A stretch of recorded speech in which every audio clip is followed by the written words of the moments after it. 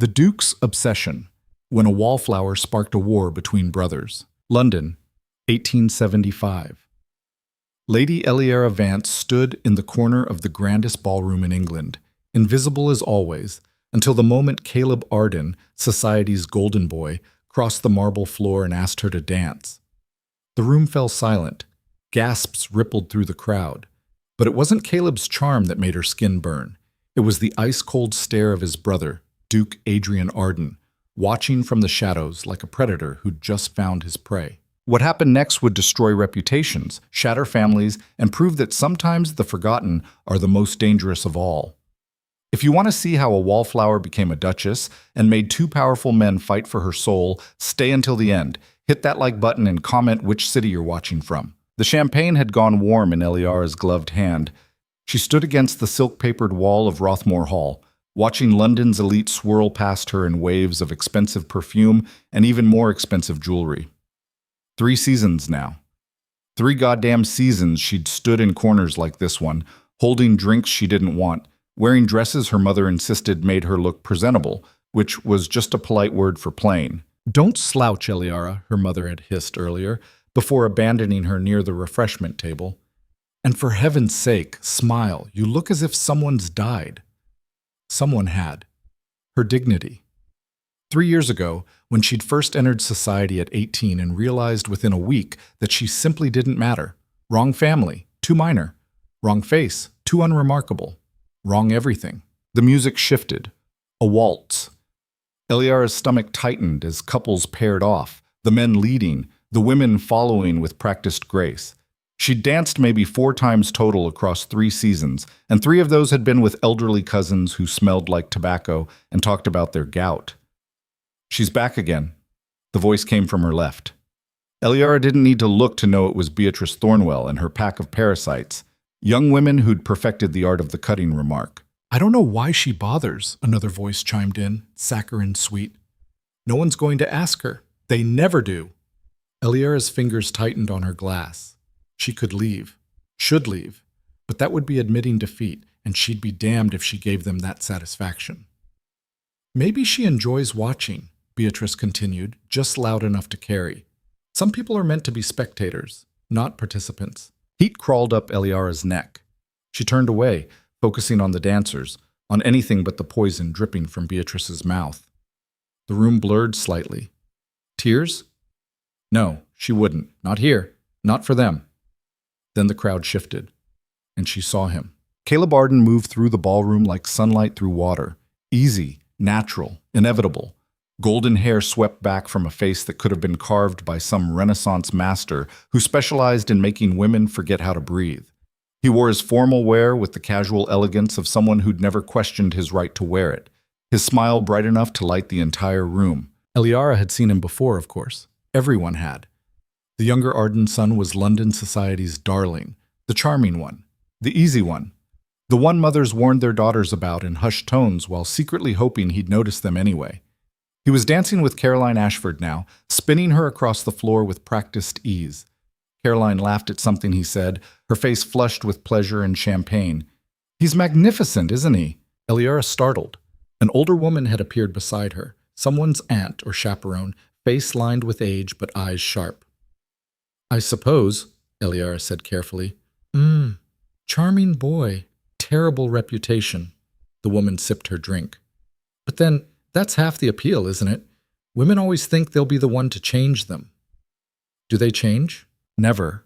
The woman's smile was knowing. "But we keep hoping anyway. Such is the nature of pretty boys with sad eyes. They collect hearts like some men collect watches." The waltz ended. Caleb bowed to Caroline, who looked devastated to let him go. He said something that made her blush, then turned away, scanning the room. His eyes landed on Eliara. She froze. There was no way, absolutely no goddamn way, he was looking at her. There had to be someone behind her. Someone beautiful or important or literally anyone else. But Caleb's smile widened, and he started walking toward her. "Oh dear," the older woman murmured. "How interesting." Eliara's heart hammered against her ribs. This wasn't happening. This was some sort of mistake or joke or hallucination brought on by too much champagne and not enough food. Any second now he'd veer off, find whoever he was actually looking for, and she'd go back to being invisible. He didn't veer off. "Lady Eliara Vance," Caleb said, stopping directly in front of her. Up close, he was even more devastating, green eyes bright with mischief, mouth curved in a smile that promised trouble. "I don't believe we've been formally introduced." Her mouth had gone dry. "We haven't. A tragedy I intend to remedy immediately." He executed a perfect bow. "Caleb Arden, at your service. Would you do me the honor of the next dance?" The ballroom had gone quiet. Not completely. The music still played, couples still moved, but there was a hush, a collective intake of breath, as if society itself had paused to watch this moment. Eliara heard Beatrice's shocked gasp from across the room. Her voice came out strangled. "You want to dance with me? Unless you're otherwise engaged?" His eyes sparkled with amusement. "I promise I don't bite. Well, not on the first dance, anyway." Somewhere in the crowd, someone tittered nervously. This was insane. This was impossible. Men like Caleb Arden didn't ask women like Eliara Vance to dance. There were rules, unspoken but ironclad, and she knew her place in them. Why? The words slipped out before she could stop it. Caleb's smile shifted, became something softer, more genuine. "Because you're the only woman in this room who isn't trying to catch my eye. And because I've been watching you stand here alone for 3 dances now, and that strikes me as a criminal waste." She had no idea what to say to that. "Say yes," he urged. "Before I'm forced to make an even bigger spectacle of myself. I'm very good at spectacles. Ask anyone." She should say no. Whatever this was, pity, a bet, some elaborate joke, she should refuse gracefully and return to her corner and her invisibility. Instead, she heard herself say, "Yes." His smile was blinding. "Excellent." He took her hand, his touch warm through her glove, and led her onto the dance floor. Eliara was intensely aware of every eye in the room tracking their movement, every whisper that rippled through the crowd. Her mother looked stunned. Beatrice looked murderous. And somewhere in her peripheral vision, she caught a flash of movement in the shadows. Someone else was watching. But then the music started, and Caleb's hand settled on her waist, and the rest of the world narrowed to the man in front of her. "Relax," he murmured, as they began to move. "You're holding yourself like you expect me to drop you. I expect you to come to your senses and realize you've made a terrible mistake." He laughed, genuine and surprised. "Has anyone ever told you you're brutally honest? Has anyone ever told you you're reckless?" "Daily. Usually my brother." His expression flickered, something complicated passing across his features. "He's here tonight, actually, probably glowering at me from some dark corner. He's excellent at glowering." "Your brother," Eliara repeated. "The Duke." "Adrian, yes. Older, richer, significantly less charming." Caleb spun her expertly through a turn. "We're not particularly close." That was putting it mildly. Even Eliara, with her limited social intelligence, knew the Arden brothers were a study in contrasts. Caleb, the golden son, beloved by society. Adrian, the Duke, feared and respected in equal measure, known for his cold demeanor and ruthless business practices. She'd never actually seen the Duke up close. He didn't attend balls often, and when he did, he remained at the edges, watching rather than participating. "Why did you really ask me to dance?" She couldn't help herself. The question had been burning since the moment he'd approached. Caleb's eyes met hers, and for a moment his practiced charm slipped, revealing something rawer underneath. "Honestly? Because you looked like you needed rescuing, and because those vultures by the window were being cruel, and I've never much liked bullies. So this is pity. This is basic human decency." His hand tightened slightly on her waist, which shouldn't be remarkable, but apparently in this room, it is. The music swelled around them. Eliara had never been a particularly good dancer, another mark against her in society's ledger, but Caleb led with such confidence that she found herself following without thinking, her body responding to his guidance. "You're better at this than you think," he said, reading her expression. "You just needed someone who knew what they were doing." "And that's you? Someone who knows what they're doing?" His laugh was self-deprecating. "God, no. I'm making it up as I go along, but I'm very good at pretending otherwise." There was something in his voice, a thread of truth beneath the lightness, that made her look at him more carefully. Up close, she could see the fine lines around his eyes, the slight shadows beneath them. He looked tired, she realized. Tired in a way that had nothing to do with late nights and everything to do with wearing a mask for too long. "Why are you telling me this?" she asked quietly. "Because you asked a real question. Most people don't." He spun her again, his movements fluid and practiced. "They ask how I am, but they don't want an honest answer. They want the charming Caleb Arden they've built in their heads." "And who is the real Caleb Arden?" His smile turned rueful. "Still figuring that out." The waltz ended. Caleb stepped back, bowing formally, while Eliara struggled to remember how to curtsy. Around them, couples were dispersing, conversation resuming at full volume now that the spectacle had ended. "Thank you for the dance, Lady Eliara," Caleb said, loud enough to be heard by nearby gossips. Then quieter, just for her. "You made it bearable." Before she could respond, he was gone, swept up by a group of young men calling his name. Eliara stood alone on the dance floor, feeling exposed and strange, as if she'd stepped out of her own skin and hadn't quite figured out how to get back in. "Well," the voice came from behind her, so cold it could have frozen champagne. Eliara turned. Adrian Arden stood 3 feet away. She'd seen his portrait, of course. Everyone had. But portraits couldn't capture the sheer presence of the man. He was taller than Caleb, broader in the shoulders, with the same aristocratic features sharpened into something harder, more severe.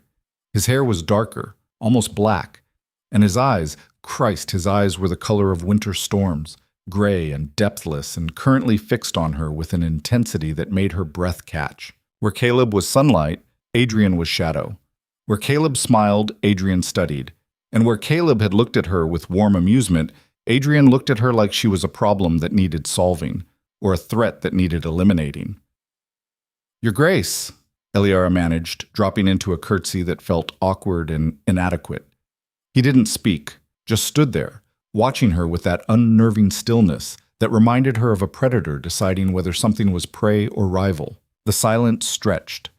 Eliara's heart was doing something complicated in her chest. A rhythm that had nothing to do with the lingering excitement of the dance and everything to do with the man in front of her. Finally, Adrian spoke. "My brother has peculiar taste in dance partners." It wasn't quite an insult, but it wasn't far off. Eliara felt heat climb her cheeks. "I'm sorry if our dance offended you." "Offended?" Something flickered in those gray eyes. "Why would I be offended? I don't know. You're staring at me like I've committed some crime." The words were out before she could stop them. Eliara bit her tongue, waiting for the aristocratic dismissal, the cutting remark that would put her back in her place. Instead, Adrian's mouth curved. Not quite a smile, but close. Direct. Unusual. Is that a compliment or an observation? Both. He tilted his head slightly, studying her with that same unsettling focus. Lady Eliara Vance, daughter of Baron Vance of Northumberland, 3 seasons, no proposals, generally ignored by society at large. Her stomach dropped. "You've researched me. I make it a point to know who's in my orbit." "I'm not in your orbit." "You danced with my brother. That puts you in my orbit." His eyes narrowed. "The question is what you want from him." Anger flared, hot and unexpected. "I want nothing from him. He asked me to dance. I accepted. That's all." "Is it?" "Yes." She met his gaze directly, refusing to look away despite every instinct screaming at her to submit, to back down, to return to her corner and her invisibility. "I don't know what game you think is being played here, Your Grace, but I'm not a participant."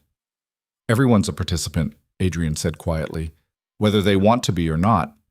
Then I choose not to be. Choice is an illusion for people without power." The words landed like a slap.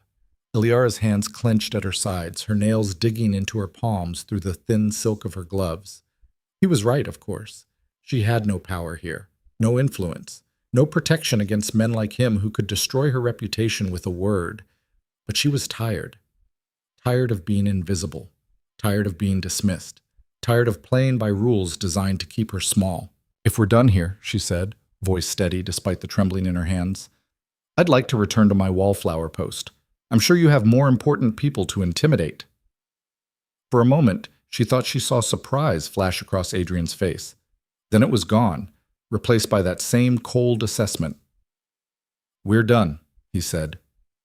"For now." He turned and walked away, disappearing into the crowd with the same quiet authority that seemed to part the masses without him having to ask. Eliara stood there, shaking, her mind racing. What the hell had just happened? One dance with Caleb and suddenly she was on a duke's radar? This was insane. This was dangerous. This was the most alive she'd felt in 3 years. "Eliara!" Her mother materialized out of the crowd, face flushed with equal parts excitement and panic. "What on earth was that? Caleb Arden. And then the Duke himself came to speak with you?" "I don't know, Mother."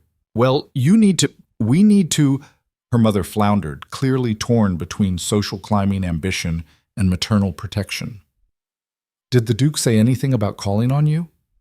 "He said I have no power, and choice is an illusion." Her mother paled. "Oh God, you've offended him somehow. We need to leave, now." But Eliara wasn't listening. Her eyes had found Caleb again, across the ballroom, laughing with his friends. As if he could feel her gaze, he looked up, met her eyes, and smiled. Then she found Adrian standing in the shadows near the doorway, not laughing, not smiling, just watching her with that same intense focus that made her skin burn and her pulse race. Two brothers, sunlight and shadow, charm and intensity. And somehow, impossibly, she'd caught both their attention. This was going to end badly. She knew that with the same certainty, she knew her own name. Men like the Ardens didn't pay attention to women like her unless they wanted something, and whatever they wanted, it would cost more than she could afford to give.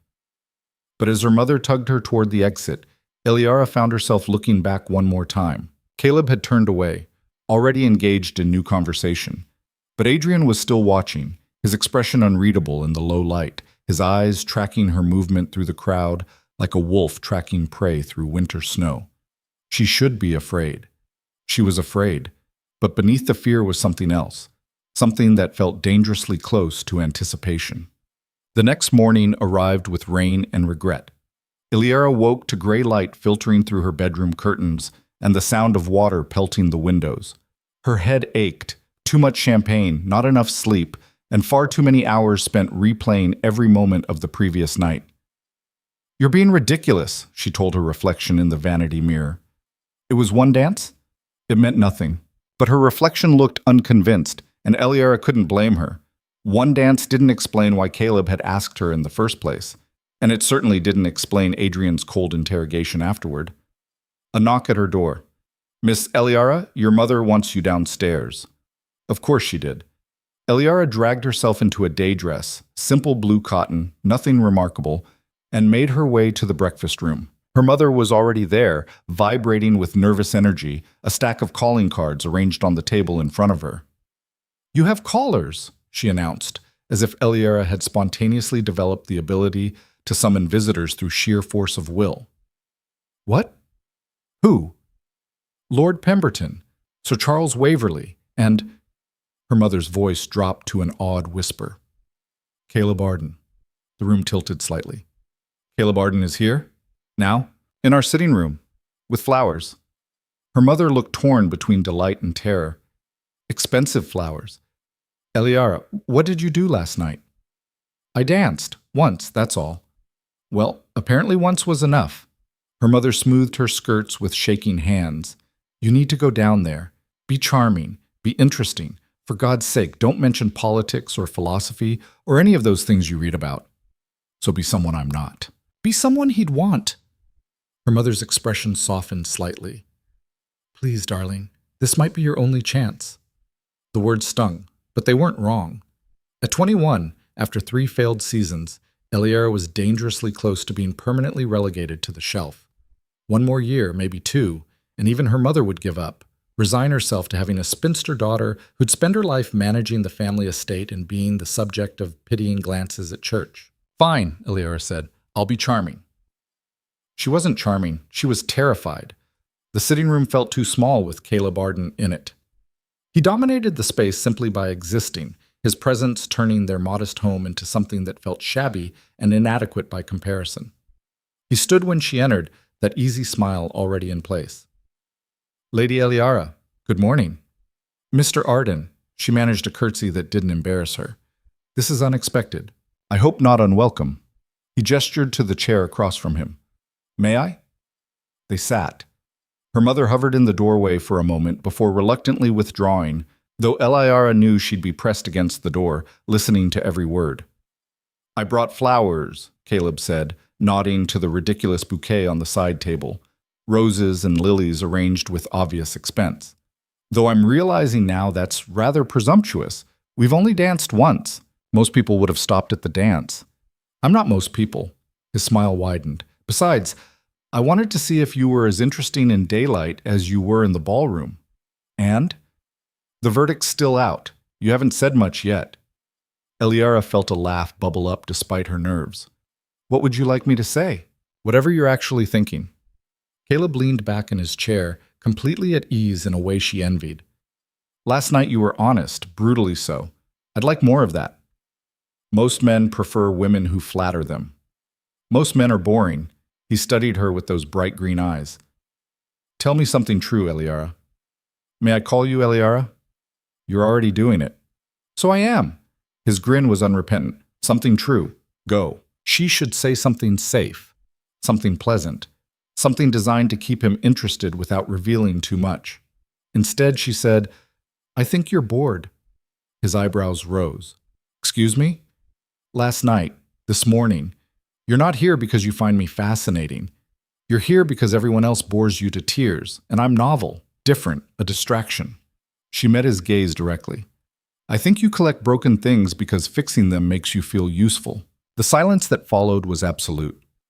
Then Caleb started laughing, real laughter, the kind that lit up his entire face and made him look younger, less polished. Christ. Okay, that was honest. You asked.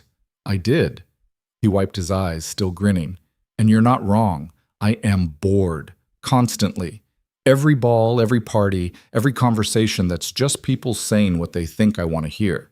His expression sobered slightly. But you're wrong about one thing. What's that? You're not broken. His voice was quiet, serious in a way that made her chest tight. You're just surrounded by people too stupid to see what's right in front of them. Eliara didn't know what to say to that, didn't know how to process the sudden shift from playful banter to something that felt dangerously close to genuine feeling. Why are you really here? She asked finally. Caleb was quiet for a long moment, his gaze drifting to the window, to the rain still coming down in sheets.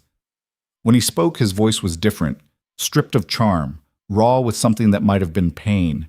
Because my life is a performance I'm tired of giving. Because everyone wants Caleb Arden, the charming wastrel, and no one wants to know who I actually am. He looked back at her. And because when I danced with you last night, you looked at me like I was just a person, not a prize, not a scandal, just someone. And I can't remember the last time that happened. The vulnerability in his voice hit her like a punch to the chest. This was the real Caleb, she realized. Not the golden boy society loved, but the man underneath, lost and tired and desperate for something authentic. I don't know what you want from me, she said softly.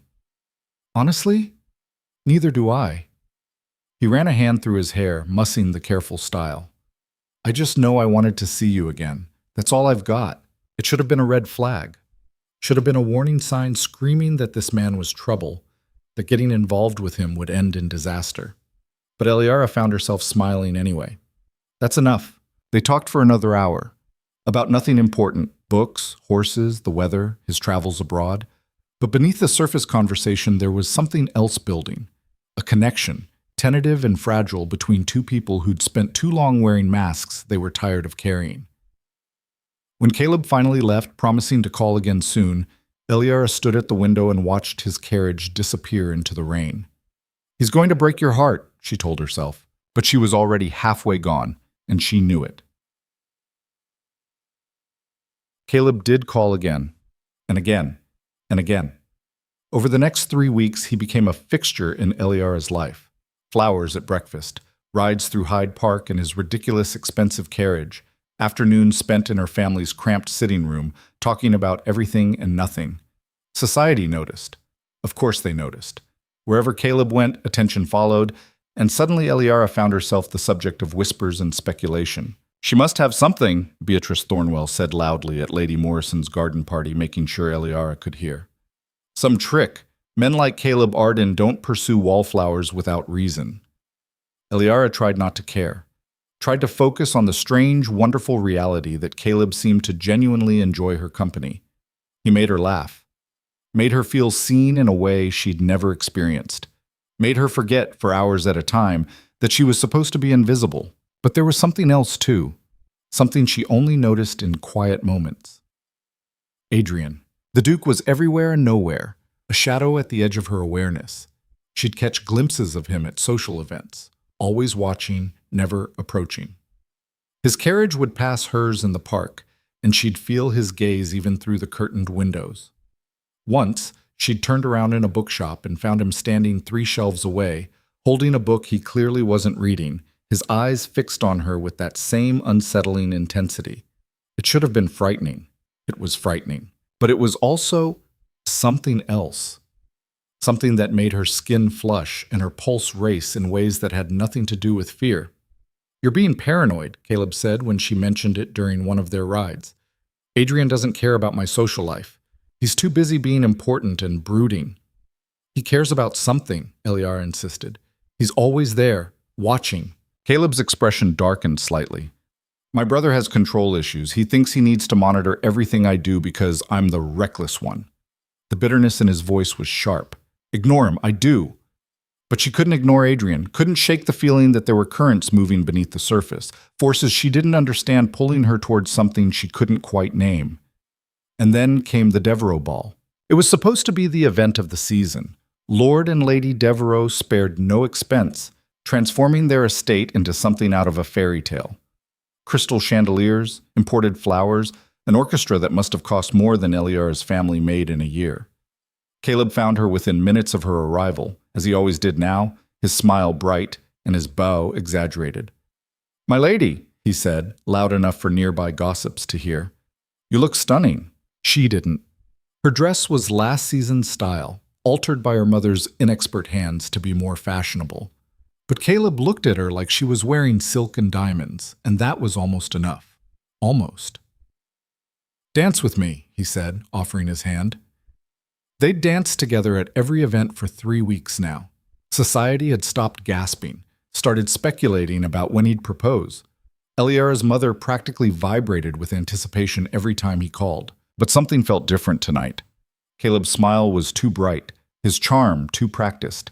He was performing again, she realized, wearing the mask he'd claimed to hate. "Are you all right?" she asked quietly as they moved through the waltz. "Of course. Why wouldn't I be?" "You seem distant."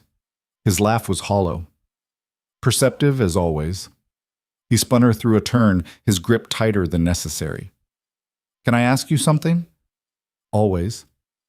"Do you love me?" The question landed like a boulder in still water. Eliara's feet tangled, and she would have stumbled if Caleb hadn't been holding her. What?" "It's a simple question." But his eyes were anything but simple. They were desperate, searching, looking for something she wasn't sure she could give. "Do you love me, Eliara?" Her mind raced. Did she? She cared for him, enjoyed his company, felt something when he looked at her that might have been the beginning of love, given time. But was it love? Real, deep, consuming love? She didn't know. "I could," she said finally, honestly. "I think I could, given time." Something in Caleb's expression crumbled. "That's not the same thing." "No," she agreed. "It's not." The music ended. Caleb stepped back, his mask slipping back into place, the charming smile returning like armor. "Thank you for the dance," he said formally. "If you'll excuse me." He was gone before she could respond, disappearing into the crowd with practiced ease. Eliara stood alone on the dance floor, feeling like she'd just failed some test she hadn't known she was taking. "He's running."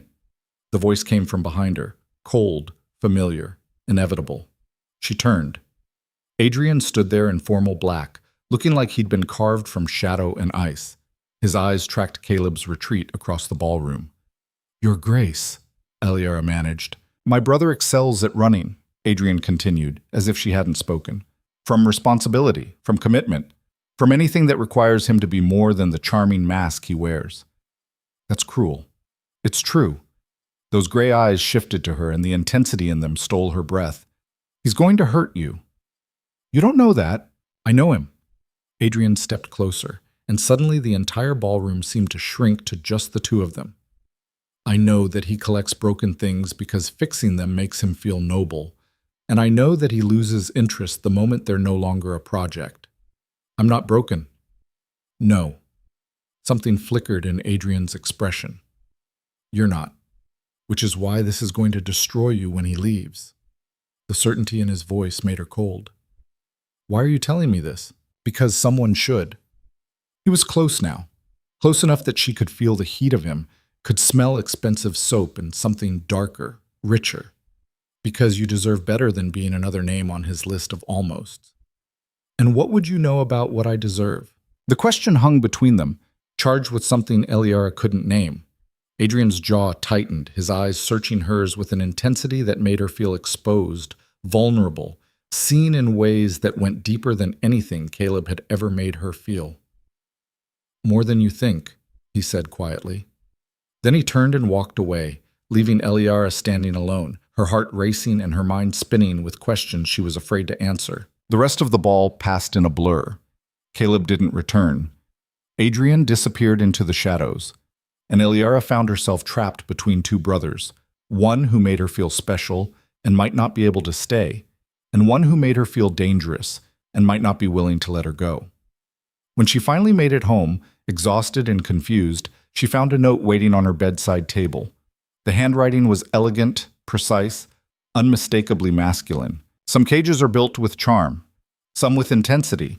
Both will trap you if you're not careful. Choose wisely. A. Eliara crumpled the note in her fist, her hand shaking with something that might have been anger or fear or the first stirrings of understanding. She was caught between the Arden brothers, whether she'd meant to be or not, and tomorrow, everything was going to change. Morning came with a summons, not a calling card, not flowers, a formal request delivered by a footman in Arden livery asking, no, politely demanding, that Lady Eliara Vance present herself at Caleb Arden's townhouse at 2 o'clock. Her mother nearly fainted. This is it, she whispered, clutching the note like a holy relic. He's going to propose. He must be. But Eliara knew better. The note was too formal, too cold. This wasn't a proposal. This was something else. She arrived at the townhouse exactly on time, wearing her second-best dress and a knot of anxiety in her stomach that had been growing since dawn. A servant showed her to a private sitting room, tastefully decorated, expensive without being ostentatious, and left her alone. Caleb appeared 5 minutes later. He looked terrible. The golden charm was gone, stripped away to reveal a man who looked like he hadn't slept in days. His hair was disheveled, his cravat loose, his eyes shadowed with something that might have been pain or guilt, or both. Eliara, he said. Just her name. No greeting, no smile. Her stomach dropped. What's wrong? He crossed to the window, staring out at the street below. When he spoke, his voice was raw. I can't do this. Can't do what? This. Us. He turned to face her, and the anguish in his expression made her chest ache. I'm not the man you think I am. I know who you are. No. You know who I want to be. There's a difference. He ran both hands through his hair, the gesture desperate. I'm a coward, Eliara. I chase pretty things and I get bored and I run the moment things get real. I've done it a dozen times before and I'll do it again. You don't know that. I do, because I'm doing it now. His laugh was bitter, self-loathing. You asked me last night if you loved me and you said maybe. Maybe, given time. And all I could think was that I don't want to wait. I want it now, immediate and overwhelming, or I want nothing at all. Tears burned Eliara's eyes. So this is it? You're ending this? I'm setting you free. He crossed to her, took her hands in his. His grip was gentle, desperate. You deserve someone who can give you everything.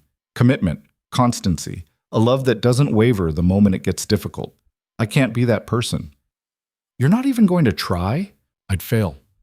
And I care about you too much to watch that happen. He pressed a kiss to her knuckles, his eyes bright with unshed tears. I'm sorry, Eliara, for all of it. For making you hope, for making you care, for being exactly what my brother said I was. He let go of her hands and stepped back, and Eliara felt something crack inside her chest. "You're a coward," she said, voice shaking. "Not because you won't commit, because you won't even try." "I know. And you're going to regret this." "I know that too." His smile was sad, resigned. "But I'd regret hurting you more." There was nothing left to say. Eliara turned and walked out of the townhouse, her vision blurred with tears, her hands shaking with the effort of not falling apart. She made it to the street before the sobs started. The carriage ride home was a blur of tears and rage and a crushing sense of humiliation. She'd been right that first night. Men like Caleb Arden didn't pay attention to women like her.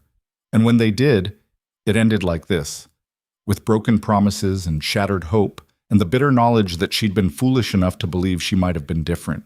She was still crying when she reached her front door and found Adrian Arden waiting on her steps. He stood when he saw her, his expression unreadable in the afternoon light. "Eliara." "Go away." Her voice was wrecked, raw with tears she couldn't stop. "No. I don't want your pity. I don't want your 'I told you so.' I just want to be left alone." "I'm not here to gloat." Adrian descended the steps slowly, carefully, like he was approaching something wild that might bolt. "I'm here because I knew what he was going to do, and I knew you'd need..." "Need what? You? Another Arden brother to break my heart?" Fresh tears spilled down her cheeks. "I'm done. I'm done with both of you." She tried to push past him, to reach her door and the sanctuary of her room and the blessed relief of being alone with her humiliation. Adrian caught her wrist. Not hard, not painful, but firm enough to stop her, to make her look at him. "Let me go," she said. "No."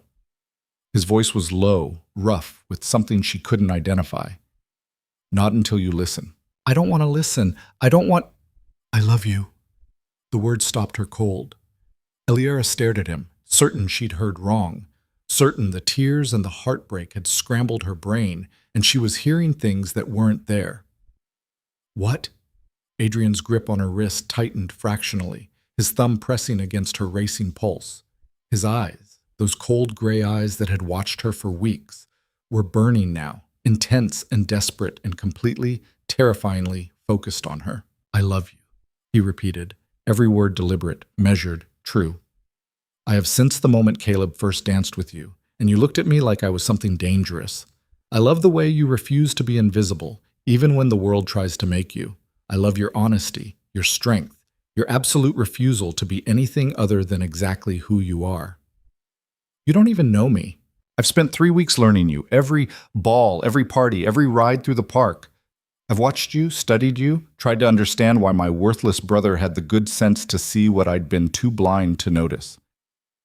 His free hand came up to cup her face, his touch gentle, despite the intensity in his voice. "I know you take your tea with too much sugar. I know you read philosophy when you think no one's watching. I know you're terrified of being forgotten and furious that you have to fight to be remembered." Tears were still streaming down her face, but they'd changed somehow. No longer just grief, but something more complicated. "This is insane," she whispered. "Yes." Adrian's thumb brushed away a tear, the gesture so tender it made her chest ache.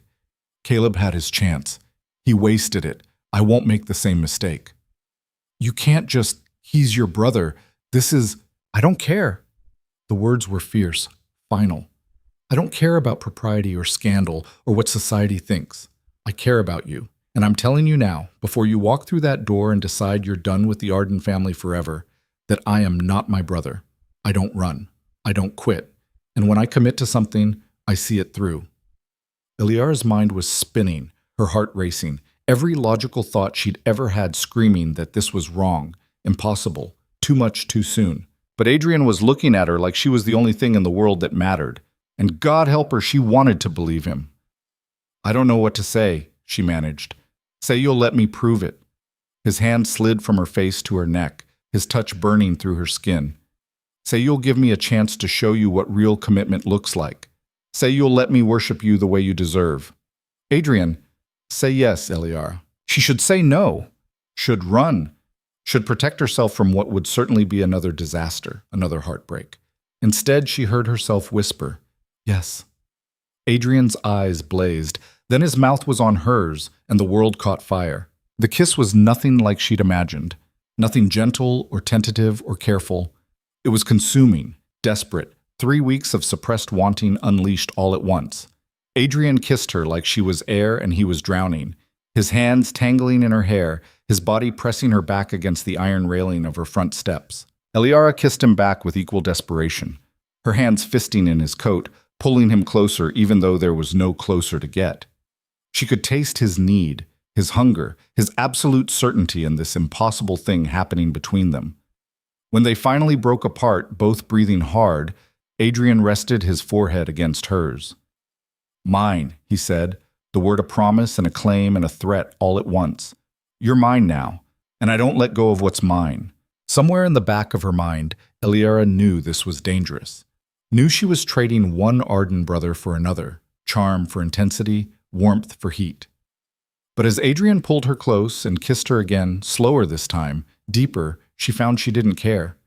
She'd been invisible for too long. And Adrian Arden saw her like no one else ever had. Whatever came next, scandal, heartbreak, or something else entirely, she was done hiding.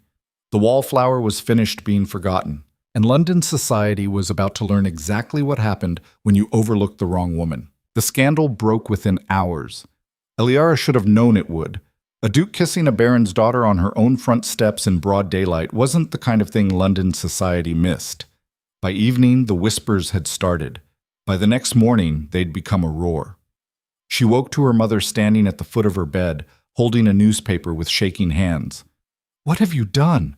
Eliara sat up, her head still fuzzy with sleep and dreams of Adrian's mouth on hers, his hands in her hair, his voice saying mine like it was a sacred oath. "Mother, don't." Her mother's voice cracked.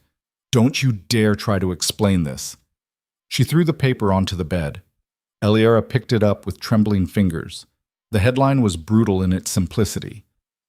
Arden brothers at war. Duke claims younger brother's cast off. Below it, a detailed account of Caleb's courtship, his sudden abandonment, and Adrian's appearance on her doorstep less than 2 hours later. The writer had been creative with the details, suggesting impropriety, painting Eliara as either a conniving social climber or a naive fool, depending on which paragraph you read. "They're calling you a whore," her mother said flatly. "A fortune hunter. They're saying you seduced one brother, and when he wouldn't marry you, you moved to the next. That's not what happened. It doesn't matter what happened. It matters what they think happened." Her mother's face was pale, drawn. "We're ruined. You've ruined us." The words hit like a physical blow. Eliara's hands clenched on the newspaper, crumpling the cheap paper. "I didn't do anything wrong. You were seen kissing a duke on our front steps. Of course you did something wrong." Her mother's laugh was bitter. "I told you to be careful with them. I told you men like that only bring trouble. Adrian's not... Adrian is a duke who's apparently decided you're his new obsession. Do you have any idea what that means? The scrutiny? The gossip? Every mistake you've ever made will be dragged into the light and examined." Her mother moved to the window, staring out at the street below. "We have callers already, reporters, gossips. This house will be a circus for weeks." Guilt twisted in Eliara's stomach. She hadn't thought about her family, hadn't considered what her choices would do to them. "I'm sorry," she said quietly. "Sorry doesn't fix this." Her mother's shoulders sagged. "Get dressed. We need to discuss what happens next." What happened next was a parade of horror. The calling cards came first, not from well-wishers, but from the curious and the cruel. Women Eliara barely knew asking invasive questions about her relationship with both Arden brothers. Men making suggestions that made her skin crawl. Her father, normally absent in his study, emerged long enough to announce he was deeply disappointed before retreating again, unwilling to deal with the mess his daughter had created. And through it all, no word from Adrian. 3 days. 3 days of hell, and the duke who'd claimed her so fiercely on her front steps was nowhere to be found. "He's abandoned you too," her mother said on the 3rd evening, her voice heavy with resignation. "Just like his brother. You should have known better." But Eliara refused to believe it, couldn't believe it. Adrian had looked her in the eyes and said he didn't run, had kissed her like she was the only thing keeping him alive, had promised. The knock at the door came just before midnight. Eliara was still awake, staring at her ceiling, trying to figure out how everything had fallen apart so quickly. She heard the servant's startled voice, the low rumble of a male response, footsteps on the stairs. Then her bedroom door opened, and Adrian walked in. He looked like he'd been through his own personal war. His coat was gone, his shirt partially unlaced, his hair disheveled. But his eyes, Christ, his eyes were blazing with something that made her breath catch. "You didn't come," Eliara said, hating how small her voice sounded. "I've been dealing with my brother." Adrian closed the door behind him, the click of the lock unnaturally loud in the quiet room. "And preparing? Preparing for what?" "This." He crossed to her in 3 strides, pulled her up from the bed, and kissed her hard enough to bruise. Eliara melted into him, 3 days of fear and doubt dissolving under the onslaught of his mouth. He kissed like he was trying to prove something, his hands possessive on her waist, her back, pulling her against him until there was no space between them. "I'm not leaving," he said against her mouth. "I'm not running. I'm not my goddamn brother." "Then where were you?" "Handling things." He pulled back enough to look at her, his hands framing her face. "Caleb tried to convince me this was a mistake, that I was being impulsive, that you'd played us both." Anger flared hot and sharp. "And you believed him?" "No." Adrian's grip tightened fractionally. "I told him to stay the hell out of my life and yours. Then I went to my lawyers and drafted a marriage contract." The world tilted. "A what?" "Marriage contract." His eyes searched hers, intense and unwavering. "I'm not courting you, Eliara. I'm not playing society's games. I'm claiming you, publicly, permanently. You can't just... We barely know each other. I know enough." His thumb brushed her lower lip, the touch sending heat straight through her. "I know you're brave and honest, and you don't back down even when you should. I know you make me feel things I thought I wasn't capable of feeling. I know that 3 days without seeing you felt like 3 years. Adrian, I know you're mine." The words were fierce, possessive, absolute, and I'm done pretending otherwise. Her mind was spinning, trying to process what he was saying. Marriage. He was talking about marriage after 3 weeks of watching her from shadows and 3 days of public scandal. "This is insane," she breathed. "Yes." He smiled, sharp and dangerous. "Say yes anyway." "You're not asking. You're telling. I'm telling you what I want. What I need." His hand slid to her throat. Not squeezing, just resting there. A brand of ownership that made her pulse race. "But I won't force you. If you want me to walk away, I will. I'll disappear from your life, let you rebuild your reputation, find some safe, boring man who'll give you a safe, boring life." "I don't want safe and boring." "Then what do you want?" The question hung between them, loaded with possibility and danger. Eliara knew what she should say, should want. A proper courtship. Time to grieve what she'd lost with Caleb. Space to figure out if what she felt for Adrian was real or just rebound desperation. But standing there in her bedroom at midnight with a duke's hand on her throat and his eyes burning into hers, she couldn't bring herself to care about should.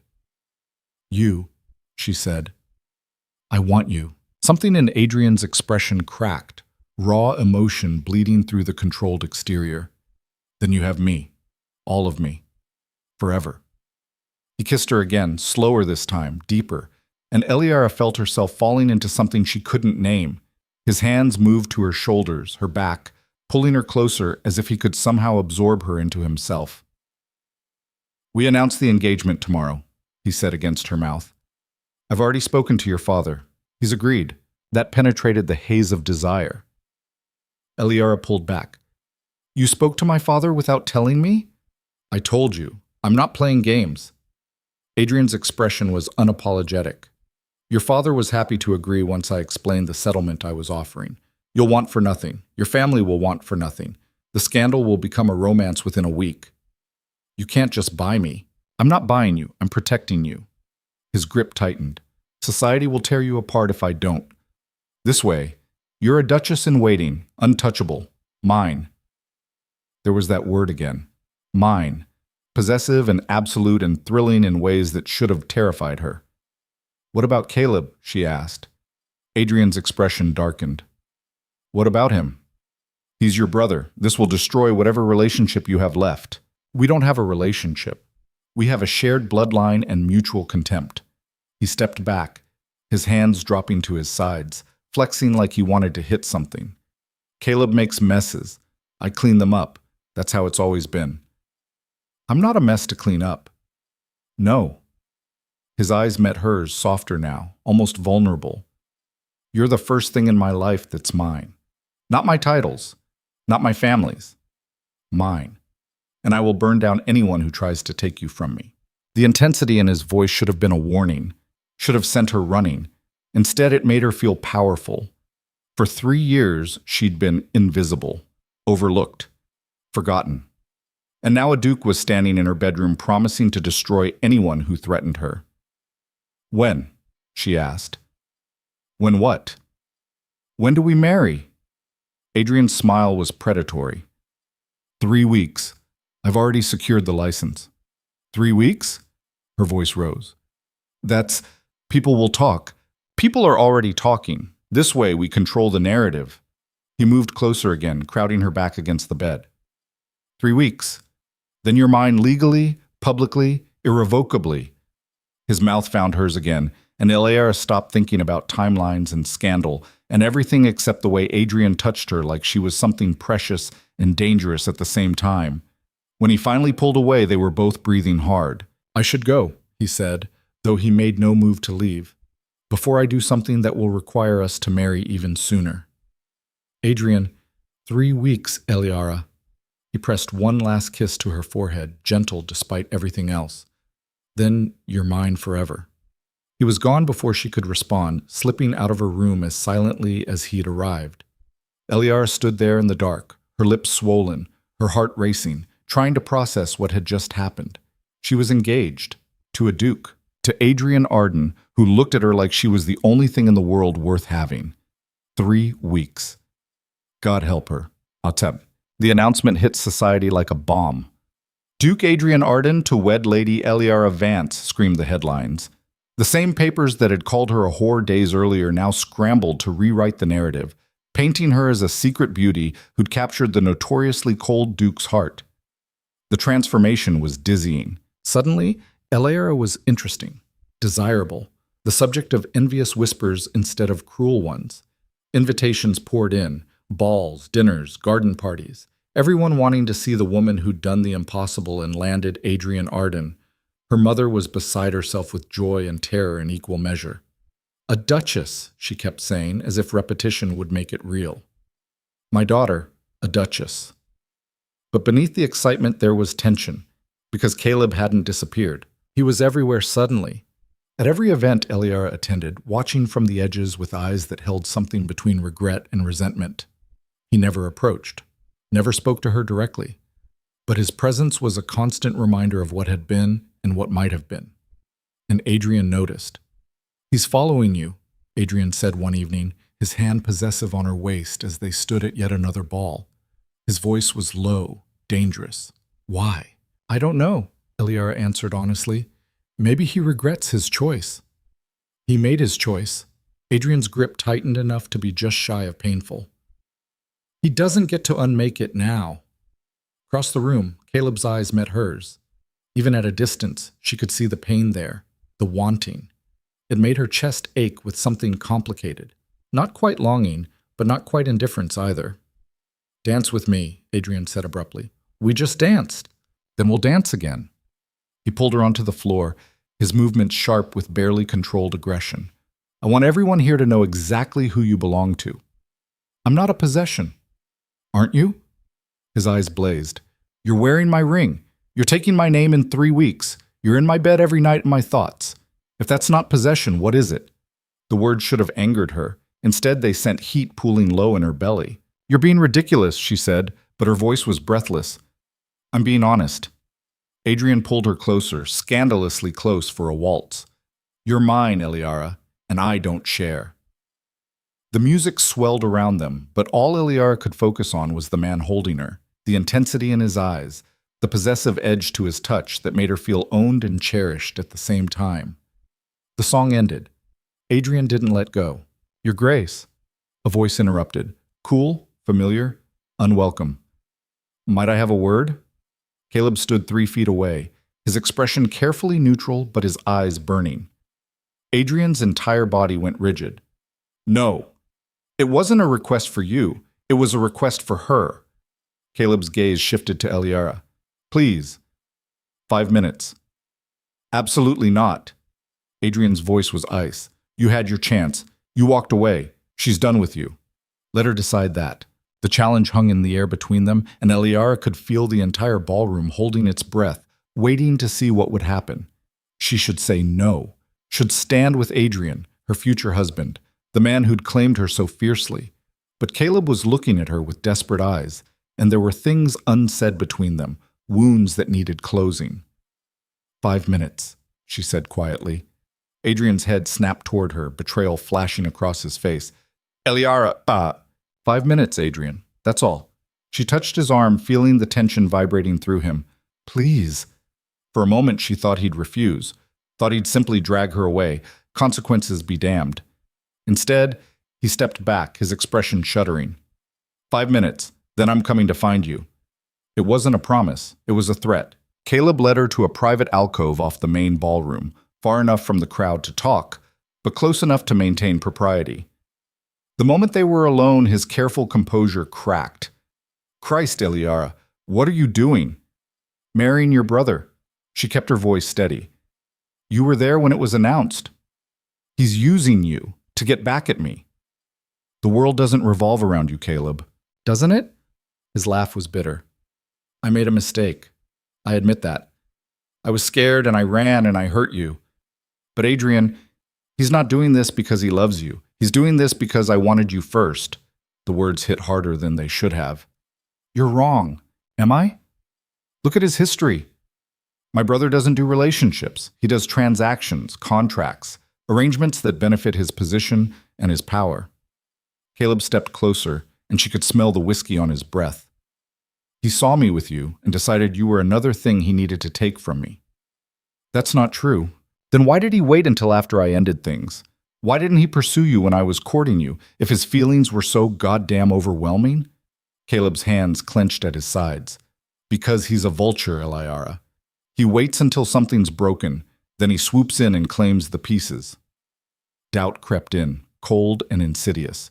Adrian had waited, had watched from shadows while Caleb courted her, only stepping forward after Caleb walked away.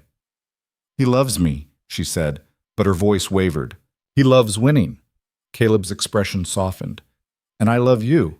Actually, love you. The kind that doesn't come with conditions or contracts. Her breath caught. You ended things. You said you couldn't commit. I was wrong. I was scared and stupid, and I made the biggest mistake of my life. He reached for her hands, his touch familiar and warm. Come with me. Right now. We'll leave London, go somewhere Adrian's reach doesn't extend. I'll spend every day proving I can be the man you deserve. For one wild moment, Eliara let herself imagine it. Running away with Caleb, starting over somewhere new, being loved without the intensity, without the possessive edge that sometimes felt like it might consume her. But then she remembered Adrian's eyes when he'd said mine, remembered the way he'd stood on her doorstep and declared his feelings without hesitation or fear. Remembered 3 weeks of watching her, learning her, proving through action, not words, that he wanted her. No, she said. Caleb's face crumpled. Eliara, you had your chance, multiple chances, and every time you chose yourself over me. She pulled her hands free.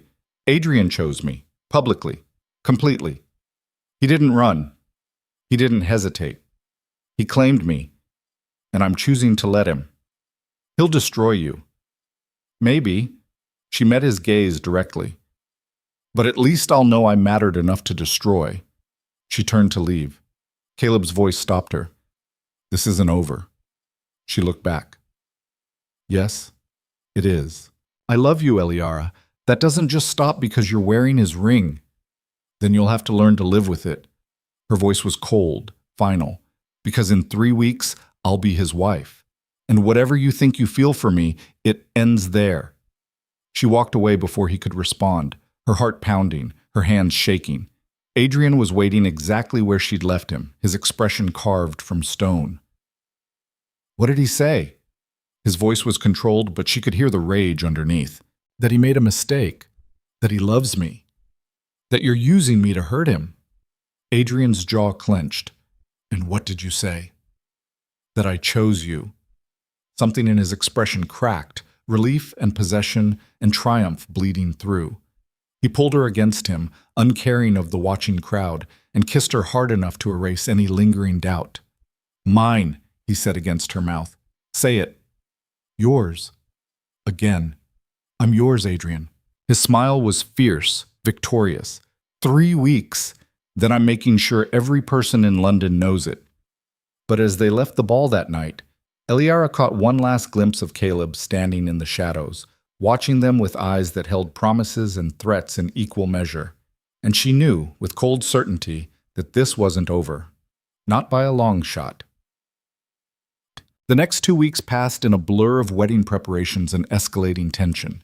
Adrian was everywhere, controlling every detail of the ceremony with the same ruthless efficiency he applied to business. The dress. He'd hired the best modiste in London. The venue, his family's cathedral, naturally. The guest list, carefully curated to include everyone who mattered and exclude anyone who'd ever slighted her. You're being obsessive, Eliara said one afternoon, watching him review seating charts for the 3rd time. I'm being thorough. He didn't look up. This wedding will be perfect. It's just a ceremony. Now he looked up, his eyes sharp. It's not just a ceremony, it's a statement. It tells everyone in London that you're mine, that you're untouchable, that anyone who tries to hurt you answers to me. The possessiveness should have bothered her. It didn't. After years of being invisible, Adrian's intensity felt like finally being seen. But Caleb was getting desperate. He started sending letters, passionate, pleading things that arrived daily despite Eliara returning them unopened. He appeared at her house, at the modiste shop, at the park where she took her morning walks. He's stalking you, Adrian said flatly when she mentioned it. He's hurting. I don't care. Adrian's expression was ice. If he doesn't stop, I'll make him stop. He's your brother. He's a man who won't accept that he lost. Adrian's hands clenched. And I will not have him disrupting our wedding because he can't handle rejection. 2 days before the ceremony, things came to a head. Eliara was at the final dress fitting when Caleb appeared in the shop, disheveled and desperate, his eyes wild. I need to talk to you. The modiste gasped. Eliara's maid started to protest, but Caleb ignored them all, his focus entirely on Eliara. Please, just listen. Against her better judgment, she nodded to the modiste. Give us a moment. They left reluctantly. The moment the door closed, Caleb was talking. Don't marry him. Caleb, I know what you think, that I'm being selfish, that I had my chance and wasted it. He moved closer, his hands outstretched like he wanted to touch her, but didn't quite dare. But I've spent 2 weeks in hell watching him parade you around like a trophy, and I can't do this anymore. You don't have a choice. Neither do you. His voice dropped. He's not who you think he is, Eliara. Adrian doesn't love, he possesses. He controls. And once you're his wife, there's no escape. I don't want to escape. You will. Give it a year, maybe less. You'll wake up one day and realize you're in a beautiful cage, and the man holding the key will never let you out. The words burrowed under her skin, finding every doubt she'd tried to suppress. Was Caleb right? Was Adrian's love just possession dressed up in prettier language? I'm not having this conversation, she said. Then have this one. Do you love him? The question stopped her cold. Did she? She cared for Adrian, was drawn to him, felt something when he touched her that she'd never felt with anyone else. But was it love? I don't know, she admitted. Then don't marry him. Caleb's voice was urgent now, desperate. Not until you know. Not until you're sure. The wedding's in 2 days. Then we have 2 days. He reached for her hands, and this time she let him take them. Run away with me, tonight. We'll go to Scotland, get married there. By the time Adrian figures out what happened, it'll be too late. You're asking me to jilt a duke. I'm asking you to choose yourself. His grip tightened. Choose the man who actually loves you, not the one who just wants to win. The door slammed open. Adrian stood in the doorway, and the expression on his face was murder. Get your hands off my fiancé. The words were quiet, controlled, and absolutely terrifying. Caleb didn't let go. Or what? You'll challenge me to a duel? How very dramatic. I'll ruin you. Adrian stepped into the room, and suddenly the space felt too small. Every club, every investment, every connection you have, gone.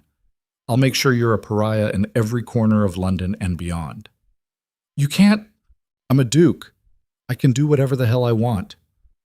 Adrian's eyes were cold, flat, devoid of anything resembling mercy. Now get your goddamn hands off my wife. She's not your wife yet. She will be, in 2 days. Adrian turned his gaze to Eliara, and the intensity there made her breath catch. Won't you? It was a test, a challenge, a demand for public loyalty. Eliara looked between the two brothers, Caleb desperate and pleading, Adrian cold and commanding, and knew that whatever choice she made in this moment would define everything that came after. Yes, she said, pulling her hands free from Caleb's grip. I will. Caleb's face went white. Eliara, I made my choice. She crossed to Adrian, felt his arm immediately wrap around her waist, claiming and possessive. I'm marrying Adrian, and you need to accept that.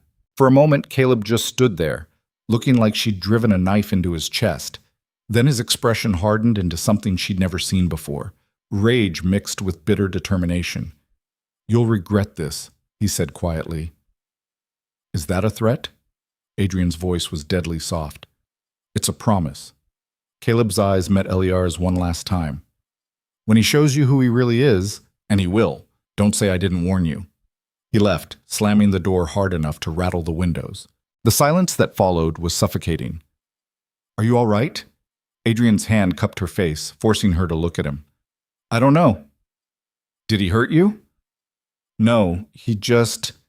She trailed off, unsure how to explain the doubts Caleb had planted. What did he say? She could lie. Should lie. But Adrian was looking at her with those intense gray eyes, and she found she couldn't. He said you don't love me, that you just want to possess me. Adrian went very still. And you believe him? I don't know what I believe anymore. His hand dropped. He stepped back, and the distance felt like miles. 2 days before our wedding, and you don't know what you believe. His laugh was hollow. Maybe Caleb's right. Maybe I am just possession to you. That's not what I said. It's what you meant. He turned away, his shoulders rigid. I've spent weeks proving myself to you, claiming you publicly, arranging everything to protect you, to honor you, to make you happy, and you still think I'm just playing games. Adrian, do you want to marry me, Eliara? He turned back, and the vulnerability in his expression made her chest ache. Actually want it? Not because it's expected, or because the invitations are sent, or because you're afraid of scandal. Do you want to be my wife? The question hung in the air between them, heavy with implications.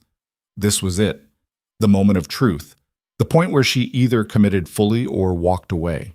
Eliara thought about the past month, about Adrian watching her from shadows, learning her, choosing her, about the way he touched her like she was precious, about the intensity in his eyes when he said mine, about the way being with him made her feel powerful instead of invisible.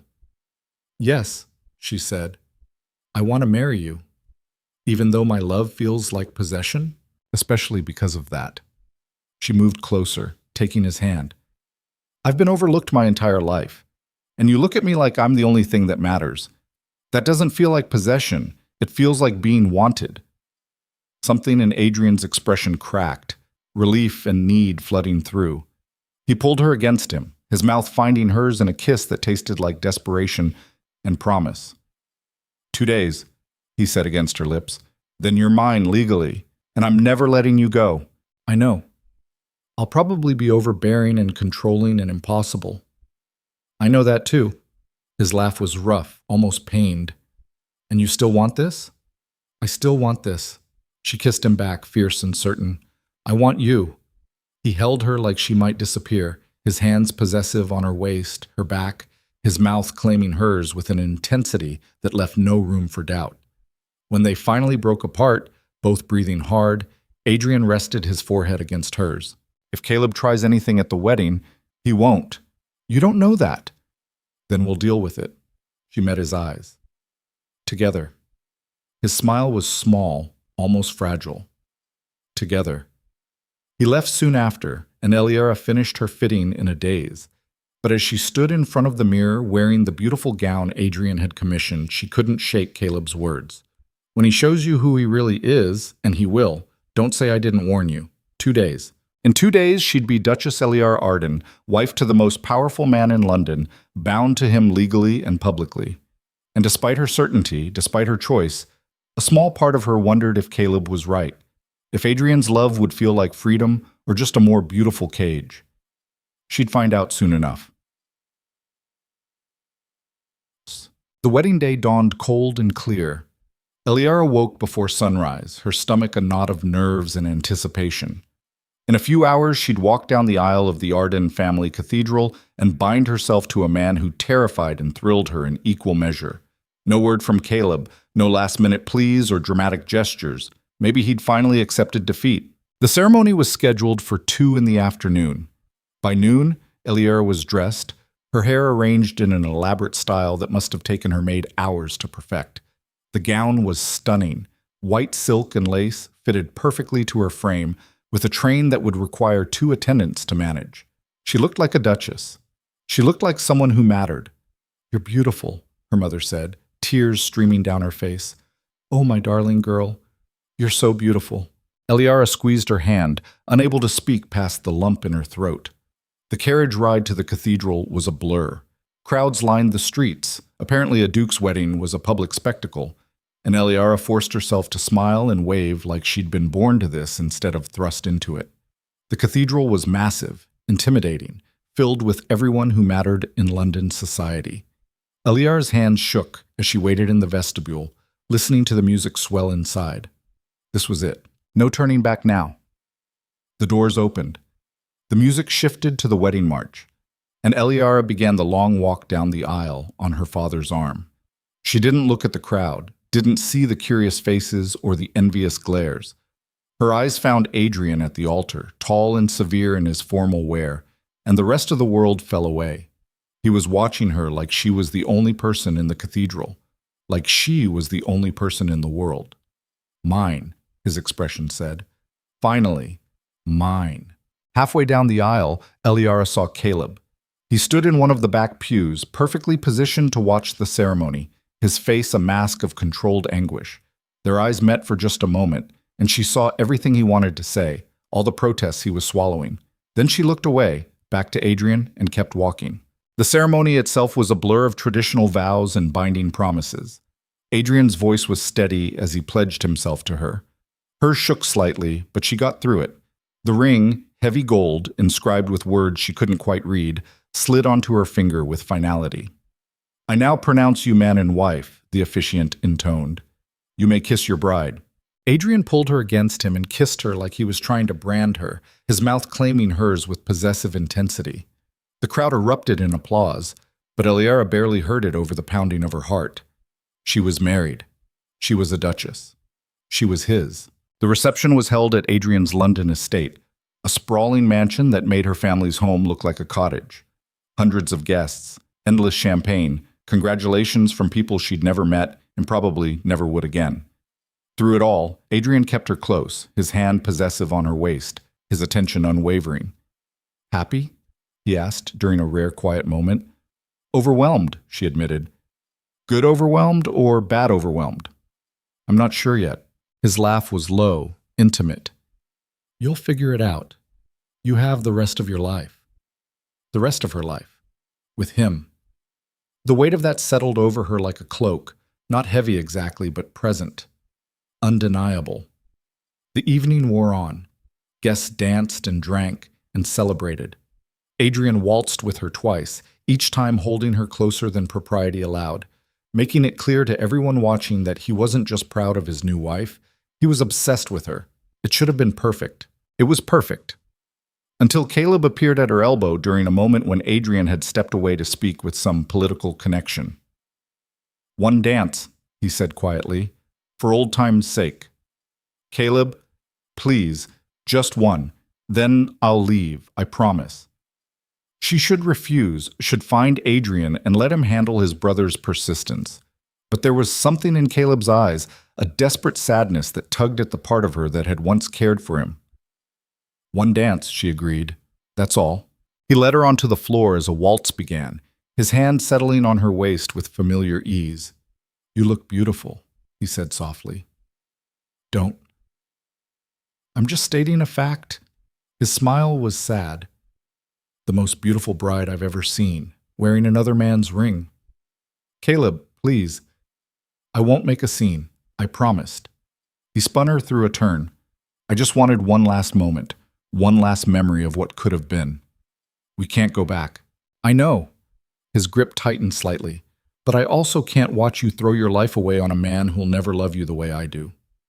"He loves me in his way. His way is possession, control." Caleb's voice dropped. "I love you, Eliara, completely, without conditions. And if you ever need to escape him, if you ever realize I was right, I'll be waiting." Before she could respond, the music ended, and she looked up to find Adrian standing at the edge of the dance floor, his expression carved from ice, his eyes promising violence. "Thank you for the dance, Lady Arden," Caleb said formally, releasing her. Then, quieter, just for her. "I meant what I said. I'll be waiting." He walked away, disappearing into the crowd. Eliara turned to face her husband, her heart in her throat. Adrian didn't say a word, just took her arm, his grip just shy of painful, and led her off the dance floor, through the crowd, out of the ballroom entirely.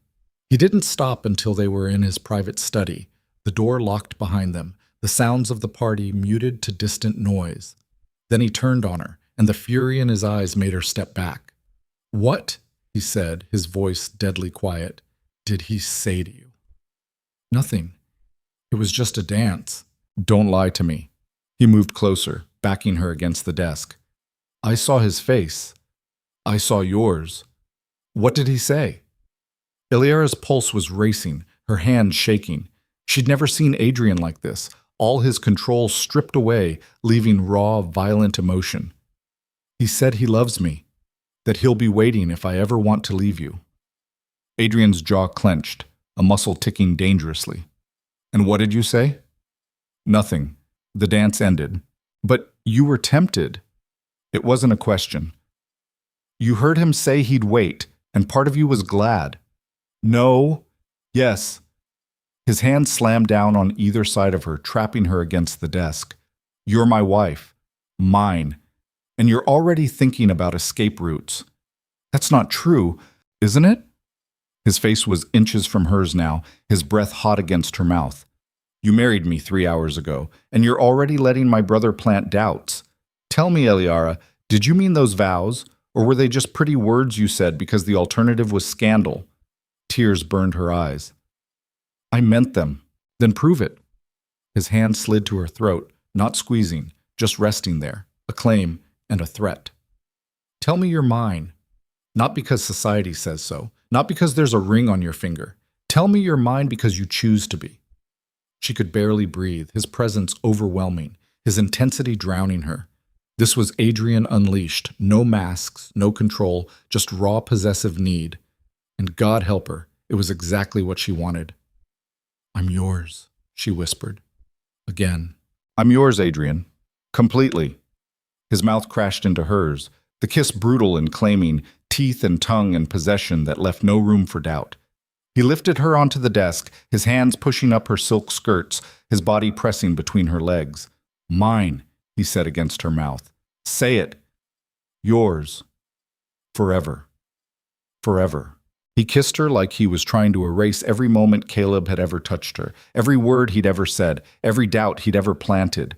And Eliara kissed him back with equal desperation, her hands fisting in his hair, pulling him closer. A knock at the door made them both freeze. "Your Grace?" A servant's hesitant voice. "The guests are asking for you." Adrian pulled back, his eyes still blazing. "Tell them we'll be out shortly." Footsteps retreated. Adrian straightened Eliara's dress with shaking hands, his jaw tight. "This isn't over," he said. "I know. Caleb won't stop, not until I make him. Adrian, he threatened my marriage on my wedding day." Adrian's expression was cold, calculating. "That's not something I forgive." Fear spiked through her. "What are you going to do?" "Whatever I have to." He helped her down from the desk, smoothed her hair, "to protect what's mine." They returned to the party, And if anyone noticed Eliara's flushed face or Adrian's possessive grip on her waist, they were too polite to mention it. But across the room, Eliara caught sight of Caleb one last time. He was watching them, his expression unreadable. And she knew with cold certainty that despite everything, despite the vows, despite the consummation still to come, despite her choice, this war between the Arden brothers was far from. The wedding night should have been perfect. Adrian's estate had been prepared with meticulous care, candles lit in their private chambers, rose petals scattered across silk sheets, champagne chilling in crystal buckets. Every detail designed to seduce, to claim, to mark the beginning of their life together. But Eliara couldn't shake the image of Caleb's face as he'd watched them leave the ballroom. The knowing look in his eyes, like he was waiting for something inevitable to happen. "You're thinking about him," Adrian said. They were alone now, the last guests finally departed, standing in the enormous master bedroom that would be theirs. Adrian had removed his jacket, his cravat, but the tension in his shoulders suggested he was anything but relaxed. "I'm thinking about what he said," Eliara admitted. "Which part? The part where he declared his undying love, or the part where he promised to wait for you to leave me?" The bitterness in his voice cut deep. "Adrian, no." He turned to face her, and the rawness in his expression stole her breath. "I need to know right now, before we consummate this marriage, if you're going to spend our entire life together looking over your shoulder at my brother." "I'm not. Are you in love with him?" The question landed like a slap. Eliara's hands clenched in the silk of her gown. "What?" Simple question. "Are you in love with Caleb?" Adrian's eyes were ice and fire at once. "Because I can live with a lot of things. I can live with you choosing me for the wrong reasons. I can live with you learning to love me over time. But I cannot, will not, share you with the ghost of what you had with him. I'm not in love with Caleb." "Then what are you?" Confused, overwhelmed, trying to process that 3 months ago I was invisible, and now I'm married to a duke who looks at me like I'm the only thing keeping him alive. Her voice cracked. "I don't know how to be what you need me to be." Adrian crossed to her in 3 strides, his hands framing her face with a gentleness that contradicted the intensity in his eyes. "I need you to be honest, that's all. I need you to tell me when you're scared or uncertain or regretting this choice. I need you to trust me enough to be real." "I'm terrified," she whispered. "Of me? Of this? Of what happens when the intensity fades and you realize I'm just ordinary?" His laugh was rough, almost pained. "Eliara, there is nothing ordinary about you. You think I pursued you because you were convenient? Because you were available?" His thumb brushed her cheekbone. "I pursued you because you're the first woman who's ever looked at me and seen a man instead of a title. Because you challenge me. Because being near you feels like finally being able to breathe." The words should have reassured her. Instead, they made the knot in her chest tighten. What if Caleb's right? What if this is just possession dressed up as love? Adrian went very still. "Do you believe that?" "I don't know what I believe anymore." He stepped back, his hands dropping to his sides. The distance felt like miles. "Then perhaps we should wait, until you're certain." "Wait for what?" "To consummate the marriage." His voice was controlled, but she could hear the pain underneath. "Until you're sure you want this. Want me. Not as an obligation or a lesser evil, but as your actual choice." Eliara stared at him, shocked. "You're my husband." "Legally. But I won't take what you're not ready to give freely." He moved to the door, his posture rigid. "I'll sleep in the guest chambers tonight. When you're ready, if you're ready, you know where to find me." "Adrian, wait!" But he was already gone, the door closing with a soft click that felt more final than any slam. Eliara stood alone in the enormous bedroom, still wearing her wedding gown, trying to process what had just happened. Her husband had walked out on their wedding night rather than touch a wife who wasn't certain. It should have felt like rejection. Instead, it felt like the most loving thing anyone had ever done for her. She found him an hour later. The guest chambers were smaller than the master bedroom, but still ridiculously luxurious. Adrian sat on the edge of the bed, still partially dressed, his head in his hands. He looked up when she entered, surprise flickering across his features. "Eliara, I'm certain," she said. He stood slowly, his eyes searching hers. "You don't have to—" "I'm certain," she repeated, crossing to him. "Not because I have to be. Because I am. I choose you, Adrian, completely. No reservations. His hands came up to frame her face, trembling slightly. You're sure? Kiss me and find out. He did. And whatever doubts had lingered between them burned away in the heat of his mouth on hers, his hands learning the shape of her through expensive silk, his voice rough as he whispered promises against her skin. The wedding night that followed was everything it should have been: passion and tenderness, claiming and surrender, two people finally allowing themselves to be completely vulnerable with each other. After lying tangled in sheets that smelled like him, Eliara felt something settle in her chest. This was right. This was real. Whatever games Caleb was playing, whatever doubts he'd planted, they didn't matter. She'd made her choice, and she was keeping it. The first week of marriage passed in a haze of new routines and shocking intimacy. Adrian was nothing like she'd expected. At home, away from society's eyes, he was softer, gentler. He'd spend hours just talking with her, asking about her thoughts on everything from literature to politics. He brought her tea in the mornings, kissed her forehead when he thought she was sleeping, looked at her across the breakfast table like he couldn't quite believe she was real. You're staring, she said one morning, fighting a smile. I'm appreciating. His eyes were warm over the rim of his coffee cup. There's a difference. Is there? One is creepy. One is husbandly devotion. His smile was devastating. I'm choosing to believe mine falls into the latter category. She laughed, feeling lighter than she had in weeks. Maybe this would work. Maybe they could build something real despite the chaos of how they'd started. Then the letter arrived. It came by private messenger, sealed with unfamiliar wax, addressed to the Duchess of Arden in elegant script. Eliara opened it at breakfast while Adrian was reviewing correspondence from his steward. The first line made her blood run cold. Your Grace, there are things about your husband you deserve to know. No signature, no return address, just 3 pages of detailed, devastating accusations. Adrian had orchestrated everything from the beginning. The chance encounter at the ball, he'd paid the host to ensure she'd be there. Caleb's interest, Adrian had suggested her name, knowing his brother's weakness for broken things. The courtship, the abandonment, Adrian's perfectly timed confession, all of it planned, choreographed, designed to make her feel special while ensuring she ended up exactly where Adrian wanted her. As his wife, his possession, his trophy won from his brother. The letter included dates, times, names of servants who'd been bribed, copies of correspondence between Adrian and various society figures, all working to manipulate events in his favor. Every moment she'd thought was real had been theater. Every choice she'd thought was hers had been illusion. Adrian had played her like a piece on a chessboard. Eliara, you've gone pale. What is it? She looked up at her husband, this man she'd given everything to, and felt her entire world crack apart. Is it true? Her voice was barely a whisper. His expression shifted, confusion giving way to wariness. Is what true? She threw the letter at him. It landed in his eggs, pages spreading across the table, ink bleeding in the yolk. Adrian picked up the first page, his face draining of color as he read. The silence that followed was absolute. Where did you get this? His voice was careful, controlled. Does it matter? Is it true? Eliara, is it true?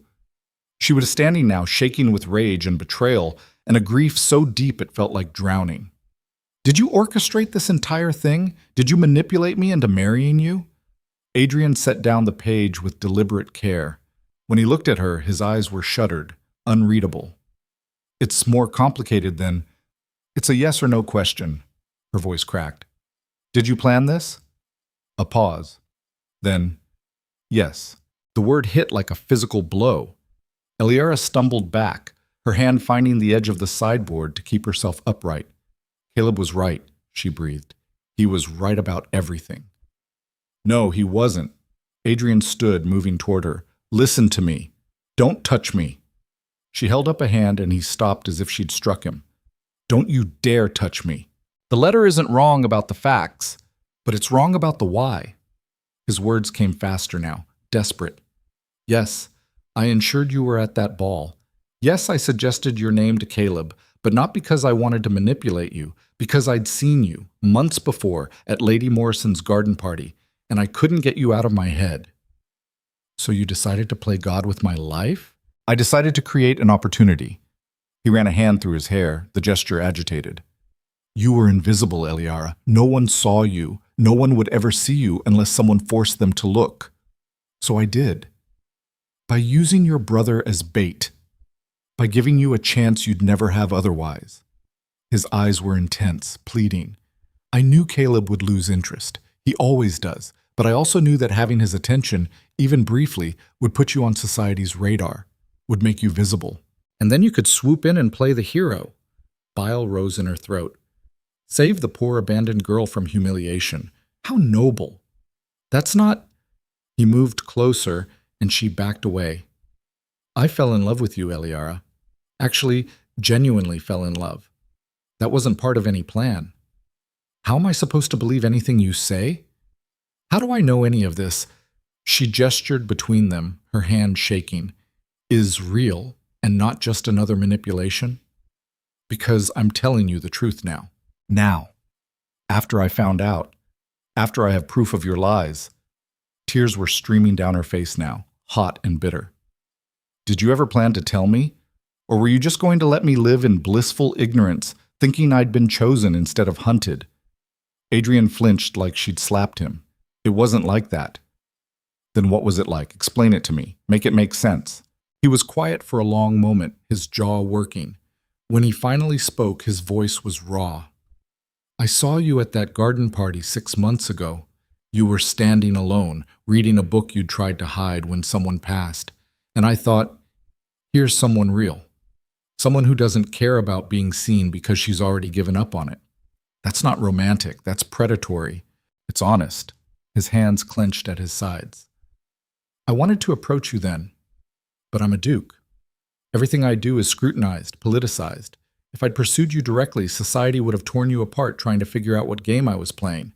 So I found another way. Using your brother. Giving you visibility. Caleb was never meant to hurt you. But he did. Her voice broke. He made me care about him, and then he walked away. And it destroyed me. And you. You watched it happen. You probably planned for it to happen. No. Adrian stepped forward, and this time she didn't retreat. I underestimated how much he'd make you feel. How deeply it would cut when he left. That part. That wasn't supposed to happen. So your plan went wrong, and you just adjusted. She laughed, the sound bitter and broken. How flexible of you. I adjusted because I couldn't watch you hurt anymore. His voice was fierce now, desperate. Every day of those 3 weeks, watching him court you, watching you smile at him, watching you start to care. It was torture. And when he finally did what I knew he'd do, when he broke your heart, all I wanted was to put you back together. So you could own the pieces. The accusation hung between them, sharp and true. Adrian's expression crumbled. So I could love them. All of them. The broken parts and the strong parts and everything in between. I don't believe you. Then what do you believe? His voice was ragged. Tell me what you think happened. Tell me your version. Eliara's breath came in sharp gasps, her vision blurred with tears. I think you're a man who's so used to controlling everything that you couldn't stand the idea of leaving something as important as your wife to chance. I think you orchestrated an elaborate manipulation because the alternative, actually courting me honestly, was too unpredictable. I think you wanted me, and you decided the best way to get me was to break me first. That's not true, isn't it? She grabbed one of the pages from the table, her hands shaking. This has a copy of a letter you wrote to the Rothmore's butler, offering him £50 to ensure I was positioned near the ballroom entrance the night Caleb was supposed to arrive. £50 to make sure I was in the right place at the right time to be noticed. Adrian's silence was answer enough. Every moment I thought was fate was just you pulling strings. Her voice was hollow now, drained of everything but pain. Every choice I thought was mine was just me following your script. I'm not your wife. I'm your puppet. No. Was last week real? The question came out broken. The mornings, the conversations, the way you touched me? Was any of it real, or was that just the next phase of the plan? Adrian moved so fast she didn't have time to react. He grabbed her shoulders, his grip firm but not painful, forcing her to look at him. His eyes were wild, desperate, and for the first time since she'd known him, completely unguarded. Last week was the most real thing in my entire life. His voice was raw. Every kiss, every word, every moment, that wasn't a plan. That was me being terrified and grateful and completely overwhelmed that you'd actually chosen me. But the choice wasn't real. She was crying openly now. You made sure I'd choose you. You engineered it. I created the opportunity. You made the choice. His hands tightened fractionally. On our wedding day, when Caleb offered you an escape, you could have taken it. You didn't. That was real. That was you. How do I know you didn't plan that too? How do I know Caleb's offer wasn't just another test you orchestrated? Adrian's face went white. You think I'd... Jesus, Eliara, I'm controlling, not insane. I didn't script my brother's desperation. But you used it. She pulled free from his grip, stumbling back. You used him. You used me. You used everyone around us to get what you wanted. And now I'm supposed to just accept that your feelings are genuine when literally everything else was a lie? Not everything. Enough! The word ripped from her throat, loud enough to make him stop mid-sentence. I can't do this. I can't stand here and parse out which pieces of our relationship were real and which were manipulation. I can't! Her breath came in gasps. The room was spinning. She needed air, space, something other than Adrian's presence, suffocating her with explanations that somehow made everything worse. I need to leave, she said. Leave the room or leave the marriage? The question was quiet, but it landed like a boulder. Eliara looked at her husband, this man who'd claimed to love her, who'd orchestrated her entire life for months without her knowledge, who was staring at her now like she was the only thing keeping him tethered to earth, and felt nothing but a vast, aching emptiness. I don't know, she whispered. Adrian's face crumbled. Eliara, I need time. I need space. I need to figure out what's real and what was theater. She moved toward the door, each step feeling like wading through deep water. Don't follow me. Where are you going? I don't know, somewhere you aren't. She was halfway out the door when his voice stopped her. I love you. She didn't turn around. How am I supposed to believe that when everything else was a lie? It's not a lie. It's the only true thing I have. Eliara's hand tightened on the door frame. Then you should have led with truth instead of manipulation. She left him standing in the breakfast room, surrounded by cold eggs and damning evidence, and ran. She went to the only place she could think of. Her family's townhouse was small, cramped, nothing like Adrian's sprawling estate. But it was familiar, and right now she needed familiar more than she needed luxury. Her mother took one look at her tear-stained face and pulled her inside without questions. What happened? Eliara couldn't answer, couldn't form words around the grief clogging her throat. She just handed over the letter and watched her mother's face drain of color as she read. Oh, darling. Her mother's voice was soft, pitying. Oh, my poor girl. He manipulated me. The words came out flat, empty. From the very beginning, nothing was real. Her mother set down the letter carefully. What are you going to do? I don't know. Eliara sank into a chair, her wedding ring heavy on her finger. I'm married to him, legally bound, but how do I stay with someone who's been lying to me for months? Perhaps he's telling the truth about his feelings. How would I know? How would I ever know? She looked at her mother, desperate for answers. Every tender moment, every declaration, how do I trust any of it when the foundation was manipulation? Her mother was quiet for a long moment. Then, you don't. The words were brutal in their simplicity. You can't trust him, her mother continued. Not now, maybe not ever, but you're a duchess, Eliara. You have power, position, protection. Walking away means losing all of that. So I should stay in a marriage built on lies for the sake of power? I'm saying you need to think practically. Her mother's expression was hard, pragmatic. Love is wonderful when it works. But when it doesn't, you need something to fall back on. Adrian gave you wealth, status, security. That's worth something. It's worth my self-respect. It's worth your survival. Her mother leaned forward.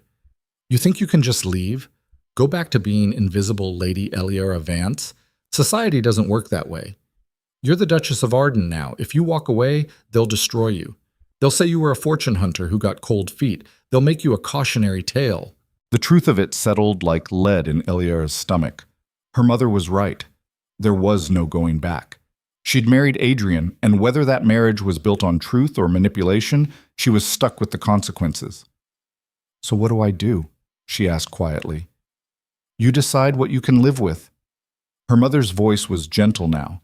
"And you make him earn back what he broke." A knock at the door interrupted them. The butler appeared, looking nervous. "My lady, there's a gentleman here to see Lady Eliara. He says it's urgent."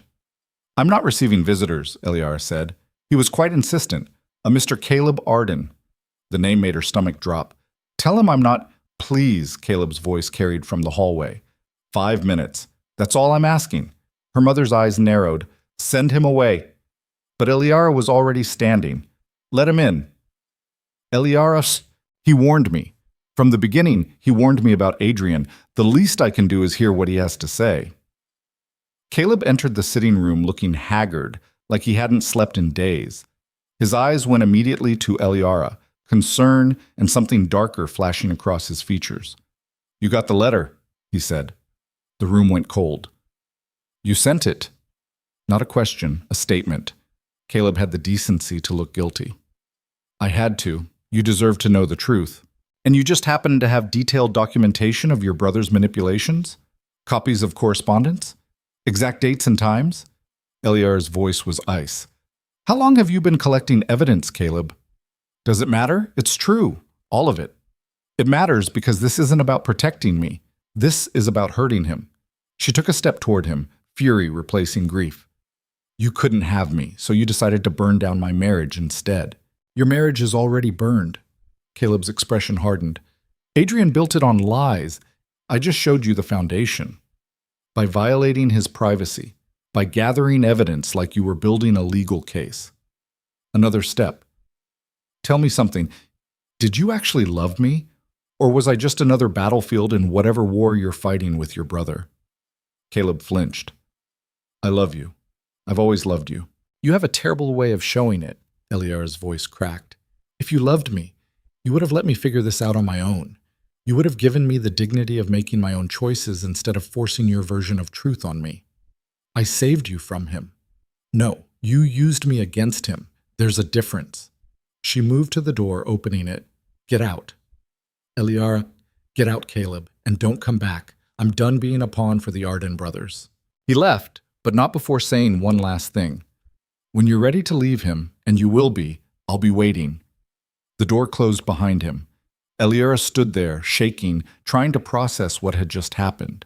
Both brothers had manipulated her. Both had used her for their own purposes. Both claimed to love her while treating her like a chess piece instead of a person. "What are you going to do?" her mother asked quietly. Eliara looked down at her wedding ring, this symbol of a marriage built on deception and maintained through manipulation. Then she made a decision. "I'm going back. To Adrian, to my husband." The words tasted bitter. "But on my terms this time. If I'm going to be the Duchess of Arden, then I'm going to be a duchess Adrian can't control, can't manipulate, can't predict." Her mother's smile was small, proud. "What's your plan?" "I don't have one yet." Eliara straightened her shoulders, feeling something shift inside her. "But I'm done being the wallflower who waits to be chosen.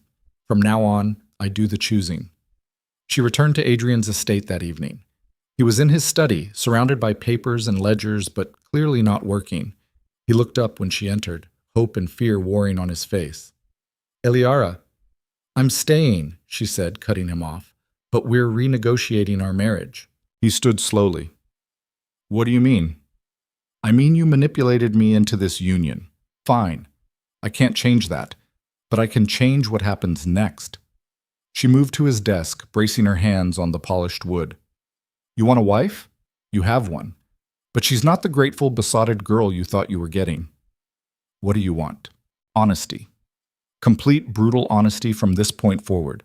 No more secrets, no more orchestrations. If you have a plan that involves me, I know about it. If you're manipulating someone, I know about it. Full transparency, or I walk and damn the scandal." Adrian's jaw tightened. "Agreed. I want separate chambers. That made him flinch. Eliara shut. I'm not sharing a bed with someone I don't trust. If I decide I can trust you again, I'll come to you. Until then, we maintain separate sleeping arrangements. Fine. The word was forced. What else? I want access to your accounts, your correspondence, your business dealings. If I'm going to be your duchess, I'm going to actually be your partner, not your pretty accessory. He stopped, clearly fighting himself. That's unconventional. So is our entire relationship. She met his eyes directly. Those are my terms. Accept them, or I leave tonight, and let society make of it what they will. The silence stretched. Adrian looked at her like he was seeing her for the first time, not the invisible wallflower or the grateful bride, but someone else entirely, someone who'd been forged in the fire of his betrayal and come out harder, sharper, more dangerous. You've changed, he said quietly. You changed me. She smiled, bitter. Congratulations. You broke the sweet girl who would have loved you unconditionally. Now you get to deal with what's left. And what's left? A woman who knows exactly what men like you are capable of. Eliara straightened, her posture regal. A woman who won't make the mistake of trusting blindly again. Adrian moved around the desk, stopping close enough to touch, but not reaching for her. His eyes searched hers, and whatever he saw there made his expression crack. I'm sorry, he said, and the rawness in his voice was undeniable. I'm sorry for manipulating you, for lying, for thinking I had the right to orchestrate your life. You deserved better. Yes, I did. She didn't look away, but this is what I got. So now we figure out how to move forward. Can we? Move forward? I don't know. The honesty hurt, but she forced it out anyway. Maybe. If you prove that you can love me without controlling me, that you can want me without owning me. I can try. Try isn't good enough. Her voice was steel. You either do it or you don't. And if you can't, then this marriage becomes a business arrangement. We maintain appearances, fulfill our social obligations, and live separate lives. That's not what I want. Then earn what you want. She moved past him, heading for the door. My terms stand. Accept them or don't. I'll be in the East Wing. She was almost to the door when his voice stopped her. Caleb sent the letter. She turned. I know. Are you going to see him again? Why? Are you worried I'll choose him over you? Adrian's expression was raw, vulnerable. Yes. The admission hung between them, honest and painful. Eliara studied her husband, this man who'd broken her trust but was now standing before her stripped of all pretense, and felt something shift in her chest. Not forgiveness. Not yet. But maybe the beginning of understanding. I'm not going to choose Caleb, she said quietly, but I'm not choosing you either. Not yet. Not until you prove I can trust you with that choice. How do I prove it? That's your problem to solve. She opened the door. You're good at plans, Adrian. Figure this one out. She left him standing in his study, and this time she didn't look back. The next weeks were a strange dance of proximity and distance. They attended social events together, presented a united front to society, played the part of devoted newlyweds.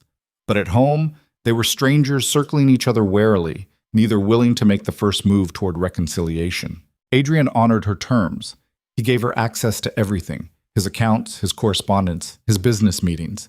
She attended strategy sessions with his advisors, reviewed contracts, learned the intricacies of managing a dukedom. He held nothing back, and slowly, grudgingly, she began to see the man beneath the manipulation. He was brilliant, ruthless when necessary, but also capable of unexpected kindness, funding charities anonymously, helping struggling tenants, using his influence to protect those with none. Why do you do it? She asked one evening, reviewing a ledger that showed substantial donations to a women's shelter. Do what? This. She gestured to the numbers. You're giving away a fortune and no one even knows. Adrian looked uncomfortable. Recognition isn't the point. Then what is? Making things better. Using what I have to help those who don't. He met her eyes. I can't control everything, but the things I can control, I try to use them well. It was the most honest thing he'd said in weeks. Eliara found herself watching him more carefully after that. studying the way he handled problems, treated servants, negotiated conflicts. And slowly, against her better judgment, she began to see what she'd missed before. Adrian didn't just manipulate for power. He manipulated because control was the only way he knew how to protect the things he cared about. It didn't excuse what he'd done, but it explained it. Then, 3 weeks after the letter, everything changed again. She was in the library when Adrian burst in, his face pale, a piece of paper clutched in his hand. "What's wrong?" She was on her feet immediately. "Caleb," his voice was hoarse, "he's challenged me to a duel." The world tilted. "What?" "He claims I dishonored you through manipulation, that you deserve the chance to be free of me, and the only way to settle it is—" He couldn't finish the sentence. Eliara grabbed the paper from his hand, scanning the formal language. It was all there. Date, time, location, seconds, weapons, a duel, an actual, illegal, potentially fatal duel. "He's insane," she breathed. "He's desperate." Adrian's hands were shaking. "And he's an excellent shot. So am I." At her shocked look, he added, "I won't miss, Eliara. If it comes down to him or me, I'll kill him. And I'll have to live with that for the rest of my life." She looked at the man in front of her, flawed, manipulative, but also capable of anguish at the thought of killing his own brother, and felt something inside her break open. "Don't go," she said. "I have to. If I refuse, I'm a coward, and the challenge stands until one of us—" He stopped, his jaw clenched. "I have to go. Then I'm coming with you." "Absolutely not. He's doing this because of me, because he thinks he's saving me from you." She grabbed Adrian's arm, forcing him to look at her.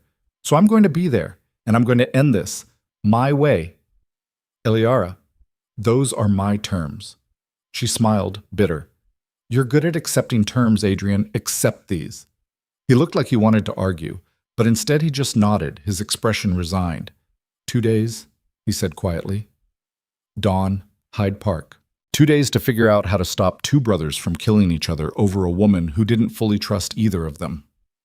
2 days to decide who she really was, the wallflower who waited to be saved or the Duchess who saved herself.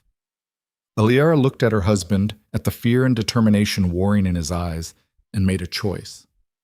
"Adrian?" "Yes?" "When this is over, when Caleb is dealt with and the dust settles, I want to try." His breath caught. "Try what?" "To trust you again, to build something real." She moved closer, close enough to feel his heat. "But you have to survive first, so don't you dare let him kill you." "I won't. And don't you dare kill him either, because if you do, I'll never forgive you." The impossibility of the demand hung between them. Don't die, don't kill. Somehow find a way to end this that doesn't destroy everything. "I'll find a way," Adrian said, and she heard the oath beneath the words. She kissed him then, fierce and desperate, tasting fear and hope in equal measure. When they broke apart, both were shaking. 2 days, she whispered. 2 days, he agreed. And Eliara knew, with absolute certainty, that whatever happened in Hyde Park would change everything. Either she'd lose one of the Arden brothers to death, or she'd finally be free of both of them. The question was which outcome would break her more, and whether she had the strength to. The night before the duel, Eliara couldn't sleep. She lay in her separate chambers staring at the ceiling, listening to the house settle around her. Somewhere in the East Wing, Adrian was probably doing the same thing, preparing himself mentally for the possibility that tomorrow he'd either kill his brother or die trying. The clock struck 2, then 3. At 4, she gave up on sleep entirely and rose, wrapping a robe around herself and padding barefoot through the silent corridors. She found Adrian in the weapons room. He stood with his back to her, a dueling pistol in his hand, checking the mechanism with practiced movements. He was still fully dressed despite the hour, his shirt untucked, his hair disheveled from running his hands through it. "You should be sleeping," he said without turning around. "So should you." He set down the pistol, finally facing her. He looked exhausted, haunted, like a man staring into his own grave. "I can't. Every time I close my eyes, I see—" "Don't!" She crossed to him, stopping just out of reach. "Don't think about it yet." "How can I not? In a few hours, I'll be standing across from my brother with a loaded weapon, and one of us—" His voice cracked. I don't want to kill him, Eliara. Despite everything, he's still my blood. Then don't go. We've been through this. Refuse. Let him call you a coward. Let society think what they want. She moved closer, desperate now. Your pride isn't worth your life, or his. Adrian's laugh was bitter. This stopped being about pride the moment he put my marriage in writing as grounds for the challenge. If I refuse, he wins by default. The challenge stands, the marriage is questioned, and you— He reached for her, his hand trembling as it cupped her face. You become the prize two cowards fought over, and neither deserved. I'm not a prize. Back up. No. You're my wife, and I will not let him take that from us. His thumb brushed her cheekbone. Even if it costs me everything. The finality in his voice terrified her. This wasn't bravado. This was a man who'd made his choice and was prepared to see it through to the bloody end. Adrian, if something happens tomorrow, he interrupted. If Caleb's aim is true and mine isn't, I need you to know something. Don't do this. I love you. The words were fierce, absolute. Not because I orchestrated events to possess you.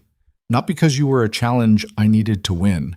I love you because you're brave and honest, and you refuse to be anything other than exactly who you are. I love you because being with you makes me want to be better than the manipulative bastard I've always been. Tears burned her eyes. You can't say these things now, not when— When else would I say them? His hand slid to her neck, his touch burning. If I die tomorrow, I die knowing I told you the truth. Finally, completely. You're not going to die. Maybe not, but if I do— He pulled her against him, his mouth finding hers in a kiss that tasted like goodbye and desperation and love wrapped in violence. If I do, know that you were worth every moment, every manipulation, every risk. You were worth all of it. Eliara kissed him back with equal desperation, her hands fisting in his shirt, pulling him closer. This man who'd broken her trust and was now preparing to die defending her honor whether she wanted him to or not. Come to bed, she whispered against his mouth. He pulled back, searching her eyes. Your chambers or mine? Ours. The word felt like reclaiming something she'd thought was lost. No more separate rooms, not tonight. They made love like it was the last time, like tomorrow might steal this from them forever. Adrian touched her with reverent desperation, his hands learning every inch of her skin like he was trying to memorize it. She touched him back with equal intensity, tasting salt on his skin, sweat or tears she couldn't tell. After, lying tangled together in sheets that smelled like both of them, Adrian whispered against her hair. If I survive tomorrow, I'm spending the rest of my life earning your trust back. If you survive tomorrow, she corrected. When you survive. When? But she heard the doubt underneath. They fell asleep like that, wrapped around each other, pretending tomorrow wasn't coming. But it came anyway. Hyde Park. At dawn was gray and cold, mist rolling across the grass like something out of a nightmare. Eliara stood beside Adrian's carriage, watching the preparations with a sick feeling in her stomach. Adrian's second, Lord Pemberton, a grim-faced man who clearly thought this entire thing was madness, was checking the pistols. Across the field, Caleb stood with his own second, his posture rigid, his face unreadable in the weak light. You shouldn't be here, Adrian said for the 10th time. And yet, here I am. Eliara kept her voice steady despite the terror clawing at her throat. Someone needs to witness this insanity. It's not too late. I can take you home. No. She grabbed his arm, forcing him to look at her. I told you, this ends today, my way. Before he could respond, Caleb started walking across the field toward them. Adrian went rigid, his hand moving instinctively toward the pistol at his side. But Caleb's hands were empty, raised in a gesture of peace that looked more like surrender. I want to talk to her, Caleb called. Alone. Absolutely not, Adrian started. Yes, Eliara said. Eliara. It's fine. She squeezed his arm once, then let go. I need to do this. She met Caleb halfway across the field, far enough from both seconds that their conversation would be private. Up close, he looked worse than Adrian, hollow-eyed, unshaven, like he'd spent the night drinking instead of sleeping. You look terrible, she said. I feel worse. His attempt at a smile fell flat. I didn't think you'd actually come. I couldn't let you kill each other without trying to stop it. There's only one way to stop it. His eyes were intense, desperate. Come with me. Right now. We'll leave London, start over somewhere Adrian can't touch us.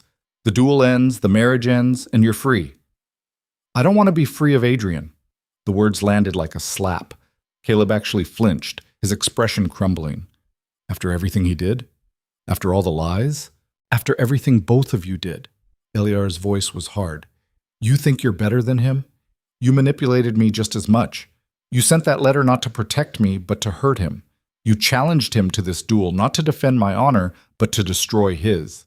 That's not true. It is. And we both know it.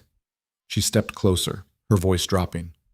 You don't love me, Caleb. You love the idea of me. You love what winning me away from Adrian would prove. But you don't actually love me. You're wrong. Am I? Tell me one thing about me that matters. One thing that isn't about how I make you feel or what I represent. Tell me something real. Caleb opened his mouth, closed it, opened it again. Nothing came out. That's what I thought. Eliara's smile was sad.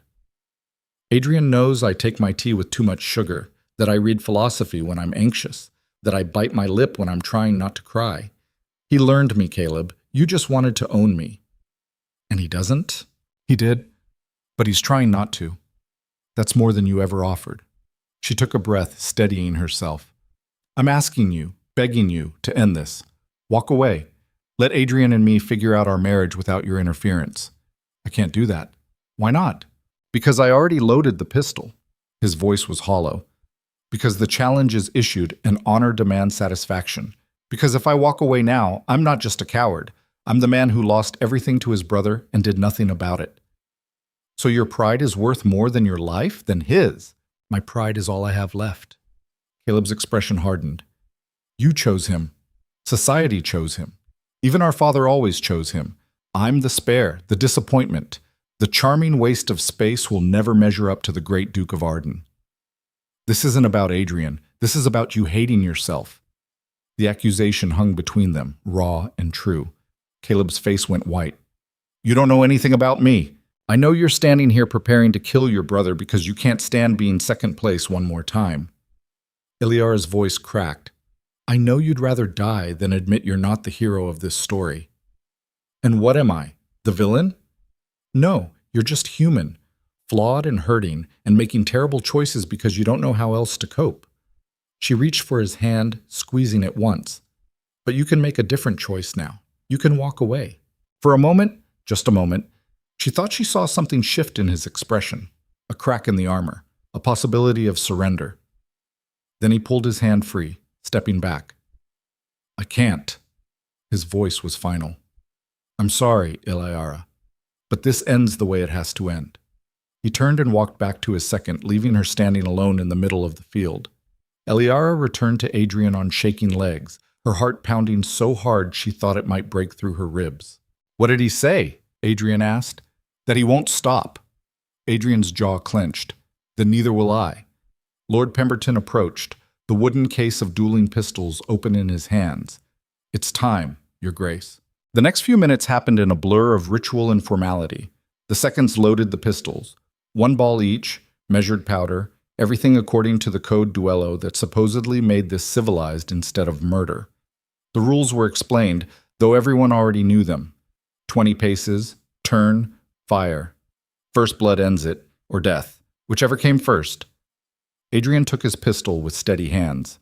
Across the field, Caleb did the same. They stood back to back in the center of the field. Eliara wanted to scream, wanted to run between them, force them to see reason, but she stood frozen, watching the nightmare unfold with the sick certainty that this was always how it was going to end. 20 paces, Lord Pemberton called. On my count. They began to walk. 1 step, 2, 3. Eliara's vision blurred with tears. This was insane. This was barbaric. 2 brothers destroying each other over a woman who didn't fully want either of them, and she was powerless to stop it. 10 paces. 11. 12. She saw Adrian's shoulders rise and fall with each breath, saw Caleb's hand tighten on his pistol, saw the future splitting in front of her like a river around stone, one path ending in Adrian's death, another in Caleb's, both equally devastating. 18. 19. 20. Turn! They turned. Time slowed. Eliara saw everything with crystalline clarity, the mist swirling around their boots, the weak sunlight breaking through clouds, the way both men's hands raised simultaneously, pistols leveling at each other's hearts. She saw Adrian's face, calm and resigned, like he'd already accepted whatever came next. She saw Caleb's face, twisted with anguish and determination, like he was forcing himself to do something he knew was wrong. She saw their fingers begin to squeeze the triggers. Stop! Eliara's scream ripped through the morning air, raw and desperate. She was running before she knew she'd decided to move, her feet pounding across wet grass, her robe flying behind her like wings. Both men's heads turned toward her, shock breaking through their focus. Eliara, get back! Adrian shouted. But she didn't stop. Couldn't stop.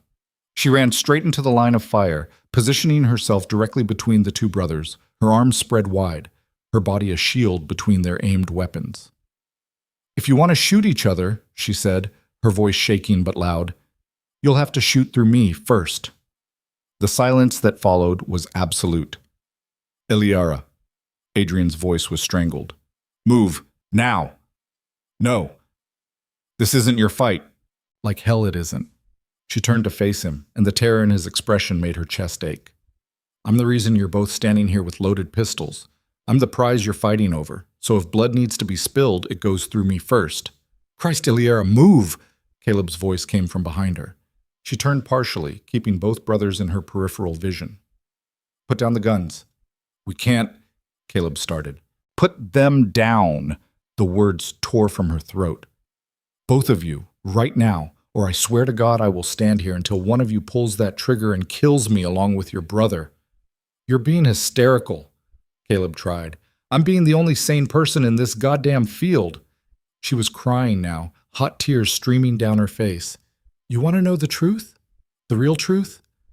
I don't love either of you the way you think I should. Both men froze. I don't love you, Caleb, because you never gave me the chance to know the real you. Just the charming mask you wear to hide how much you hate yourself. Her voice was ragged. And I don't fully trust Adrian because he built our entire relationship on manipulation and lies. Eliara. Adrian's voice was pained. But I chose Adrian. The words were final, irrevocable. Not because he's perfect.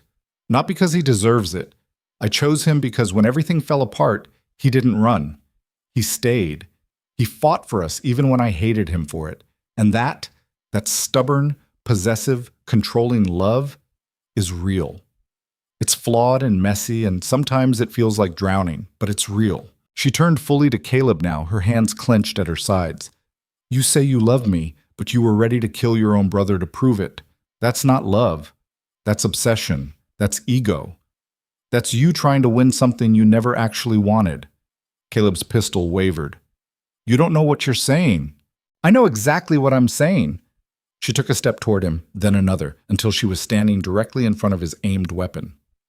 If you really love me, if any part of what you felt was real, you'll lower that gun and walk away. You'll let me have my imperfect marriage with your imperfect brother. You'll stop trying to save me from choices I've already made. The pistol was shaking now, Caleb's entire arm trembling. His face was white, twisted with anguish and rage, and something that might have been grief. He doesn't deserve you, Caleb said, his voice breaking. Maybe not, but I deserve the chance to find out. She reached up slowly, carefully, and pushed the barrel of his pistol aside. Please, Caleb, let me go. For a long moment, nothing happened. The entire world held its breath. Then Caleb's arm dropped. The pistol fell from his fingers into the wet grass. He stood there, defeated, broken, tears streaming down his face. I'm sorry, he whispered, for all of it. I'm so sorry. I know. Eliara's voice was gentle now. But sorry doesn't fix this. Only walking away does. Caleb looked past her to Adrian, who still held his pistol but had lowered it to his side. Something passed between the brothers. Recognition, maybe, or just exhaustion. The acknowledgement that this war had no winners, only survivors. Take care of her, Caleb said hoarsely, or I'll... You'll what? Adrian's voice was quiet but carried across the space. Challenge me again? We both know how that ends now. Caleb flinched. Then he turned and walked away, his second hurrying after him, leaving his pistol lying in the grass like a discarded toy. Eliara waited until Caleb's carriage disappeared into the morning mist before turning back to Adrian. He looked gutted, relieved and devastated at the same time, still holding his pistol like he wasn't quite sure the danger had passed. "You could have been killed," he said, his voice shaking with suppressed rage. "Running into the line of fire like that? Christ, Eliara, what were you thinking?" "I was thinking I couldn't watch you die." "So you decided to die instead?" "If that's what it took to stop this insanity, yes." She crossed to him, gently taking the pistol from his hand and passing it to Lord Pemberton, who'd been watching the entire scene with wide eyes. Someone had to be the adult. Adrian grabbed her shoulders, his grip tight enough to bruise. "Don't ever do that again." "Do what? Save your life?" "Risk yours so carelessly." His voice cracked. I couldn't survive losing you. Not like that. Not anyway." She reached up, framing his face with her hands. He was shaking, she realized. This controlled, manipulative man who orchestrated everything was falling apart in her arms. "I'm here," she said softly. "I'm alive. We both are." "Because you're insane." But there was no heat in it, just exhausted relief. "Because I love you." The words slipped out before she could stop them. 3 words she hadn't meant to say. Not yet. Not like this. But they were true, and there was no taking them back. Adrian went completely still. "What?" "I love you," she said it again, stronger this time. "I don't want to. God knows it would be easier if I didn't. But I do. I love your stubborn refusal to give up on us.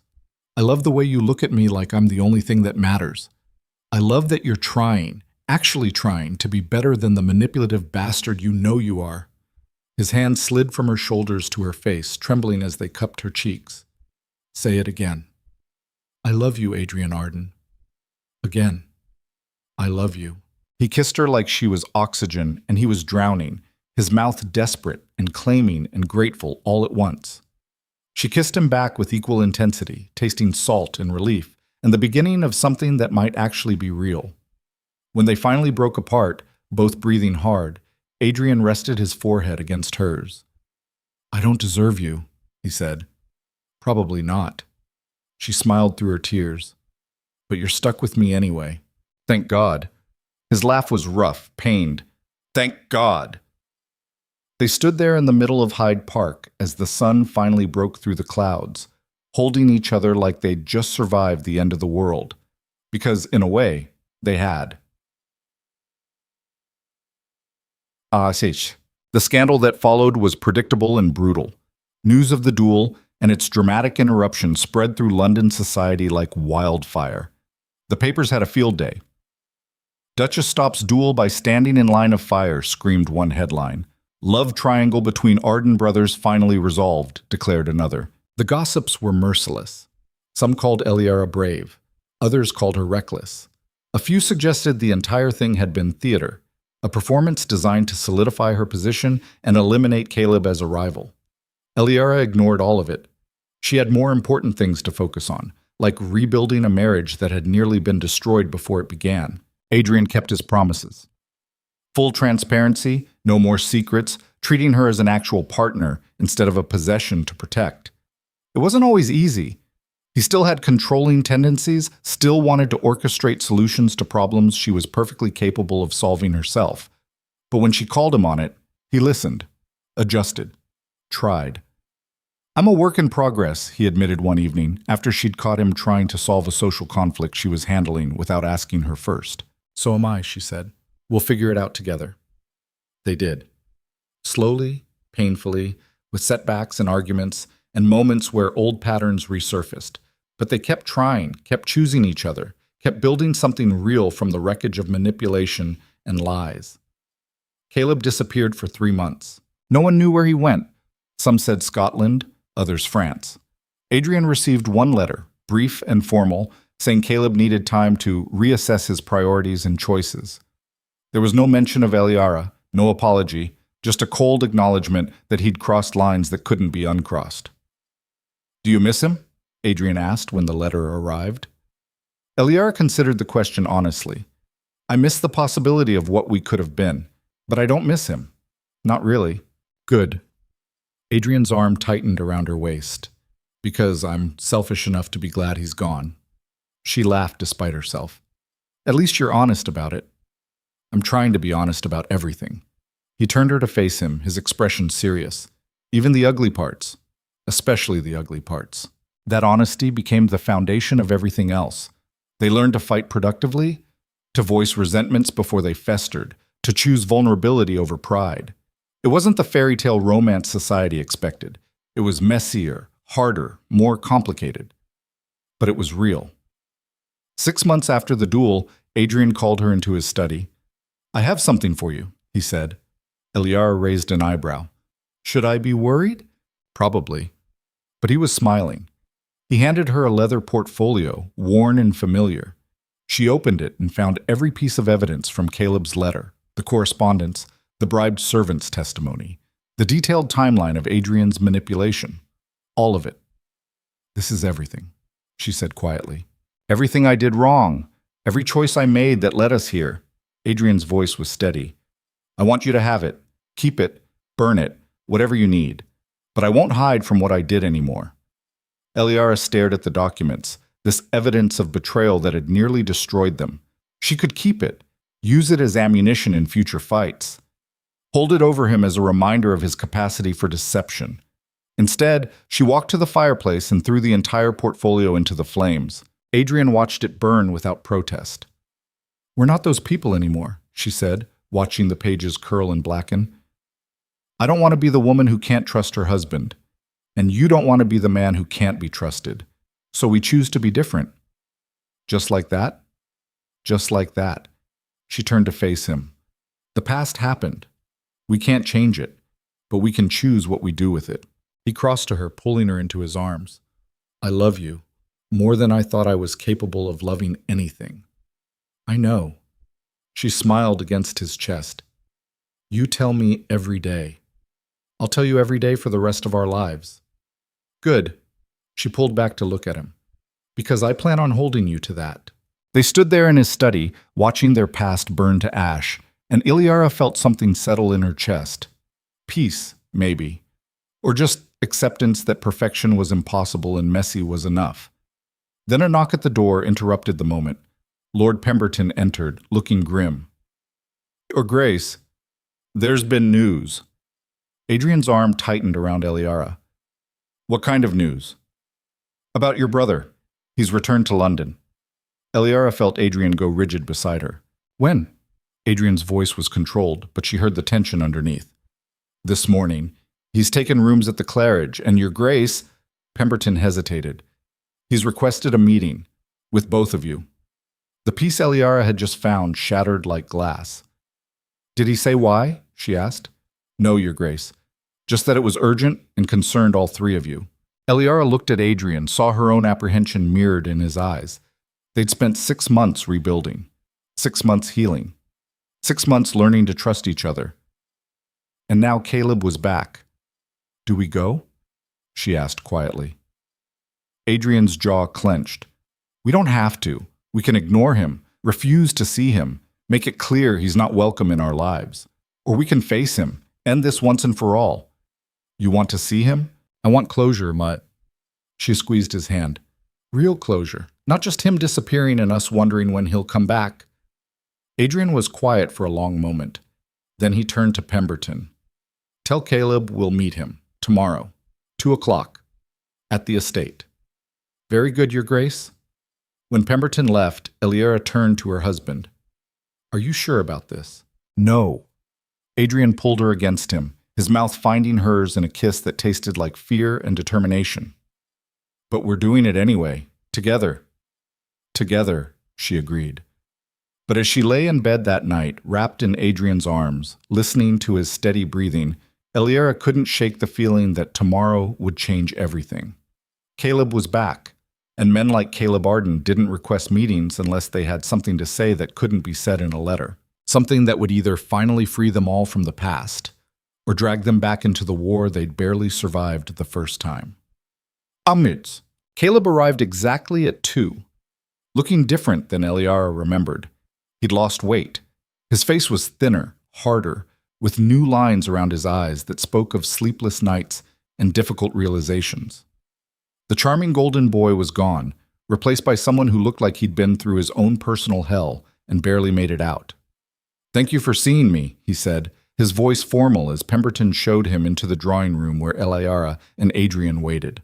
Adrian didn't stand, didn't offer his hand, just sat beside Eliara on the settee, his posture protective, his expression carved from ice. "You have 10 minutes. "I don't need 10 minutes. Caleb remained standing, his hands clasped behind his back like a soldier reporting for duty. "I came to apologize. Properly. And to say goodbye." Eliara's breath caught. "Goodbye? I'm leaving England. Permanently." Caleb's eyes met hers, and she saw pain there, but also something else. Resignation, maybe. Or peace. "I've accepted a position with the East India Company. I leave next week." "India?" Adrian's surprise broke through his control. "You hate India." "I hate who I am here more." Caleb's smile was sad. "I spent 3 months traveling, thinking, trying to figure out why I did what I did. And the answer, the real answer, is that I was jealous of you, Adrian, of everything you are and everything I'm not." "Caleb," Adrian started. "Let me finish, please." Caleb took a breath. "I've spent my entire life being the spare, the disappointment, the brother who would never measure up to the great Duke of Arden. And somewhere along the way, that resentment became who I was. Everything I did was designed to prove I was better than you, or to hurt you for being what I couldn't be." He turned to Eliara. "And you were just another battlefield, another way to prove I could take something that mattered to him. I convinced myself I loved you, but really, I just loved the idea of winning." The honesty was brutal and unexpected. "I hurt you," Caleb continued, his voice rough. "Both of you. And I'm sorry. Truly, deeply sorry. You deserve better than being caught in our family's dysfunction." Eliara didn't know what to say, didn't know if there were words for this moment, the man who'd nearly destroyed her marriage standing in her drawing room, offering an apology that came 6 months too late and exactly on time. "Why India?" she asked finally. "Because it's far enough away that I can't hurt you anymore. Can't show up drunk at parties and make things awkward. Can't send letters or make dramatic gestures." His smile was self-deprecating. "And because, maybe, if I'm lucky, I'll find out who I am when I'm not trying to compete with my brother." Adrian stood slowly, and Eliara saw something shift in his expression, the ice cracking, revealing something rawer underneath. "You're really leaving," Adrian said. "I'm really leaving. For how long?" 5 years minimum, maybe forever." Caleb's throat worked.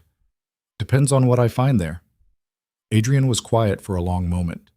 Then he did something Eliara never expected. He crossed the room and pulled his brother into an embrace. Caleb went rigid with shock. Then his arms came up, returning the hug, and both brothers stood there holding each other like they were trying to bridge years of resentment and pain through sheer force of will. "Don't die in India," Adrian said roughly. "That's an order." "I'll do my best." Caleb's voice was thick. "Take care of her." Every day. They broke apart, both men's eyes suspiciously bright. Caleb turned to Eliara one last time. "Be happy. That's all I want now. Just be happy." "You too," she said softly. He smiled, genuine and sad and free all at once. "I'll try." Then he was gone, walking out of their lives as dramatically as he'd entered them, leaving nothing but the echo of footsteps and the weight of words finally said. Eliara stood and moved to Adrian, wrapping her arms around him from behind. She felt his hands cover hers, holding tight. "Are you all right?" she asked. "I don't know." His voice was raw. "He's my brother. Despite everything, he's still my brother." "I know." "Do you think he'll actually find what he's looking for?" "I hope so." She pressed a kiss to his shoulder. "Everyone deserves a second chance." Adrian turned in her arms, his expression intense. "Even manipulative dukes who orchestrate their wives' entire lives? Especially them," she smiled, "as long as they're willing to spend the rest of their lives making up for it." "The rest of my life," he agreed. "And then some." He kissed her then, soft and sweet and full of promise. And Eliara felt the last piece of the past finally let go its grip on her heart. Caleb was gone. The war was over, and she and Adrian could finally move forward without ghosts haunting their marriage. "What do we do now?" she asked when they broke apart. Adrian's smile was devastating. "We live, we build, we choose each other every single day." "Every single day," she repeated. And for the first time since this entire mess began, Eliara believed they actually would. But fate, it seemed, had one more test in store. 3 days after Caleb's departure, Eliara woke feeling ill. She dismissed it as stress, the emotional toll of the past weeks finally catching up with her. But when the nausea continued for a week, then 2, Adrian insisted she see a physician. Dr. Morrison arrived on a Tuesday afternoon, examined her with professional efficiency, and delivered news that made the entire world tilt sideways. "Congratulations, Your Grace. You're with child." Eliara stared at him, certain she'd heard wrong. "I'm what?"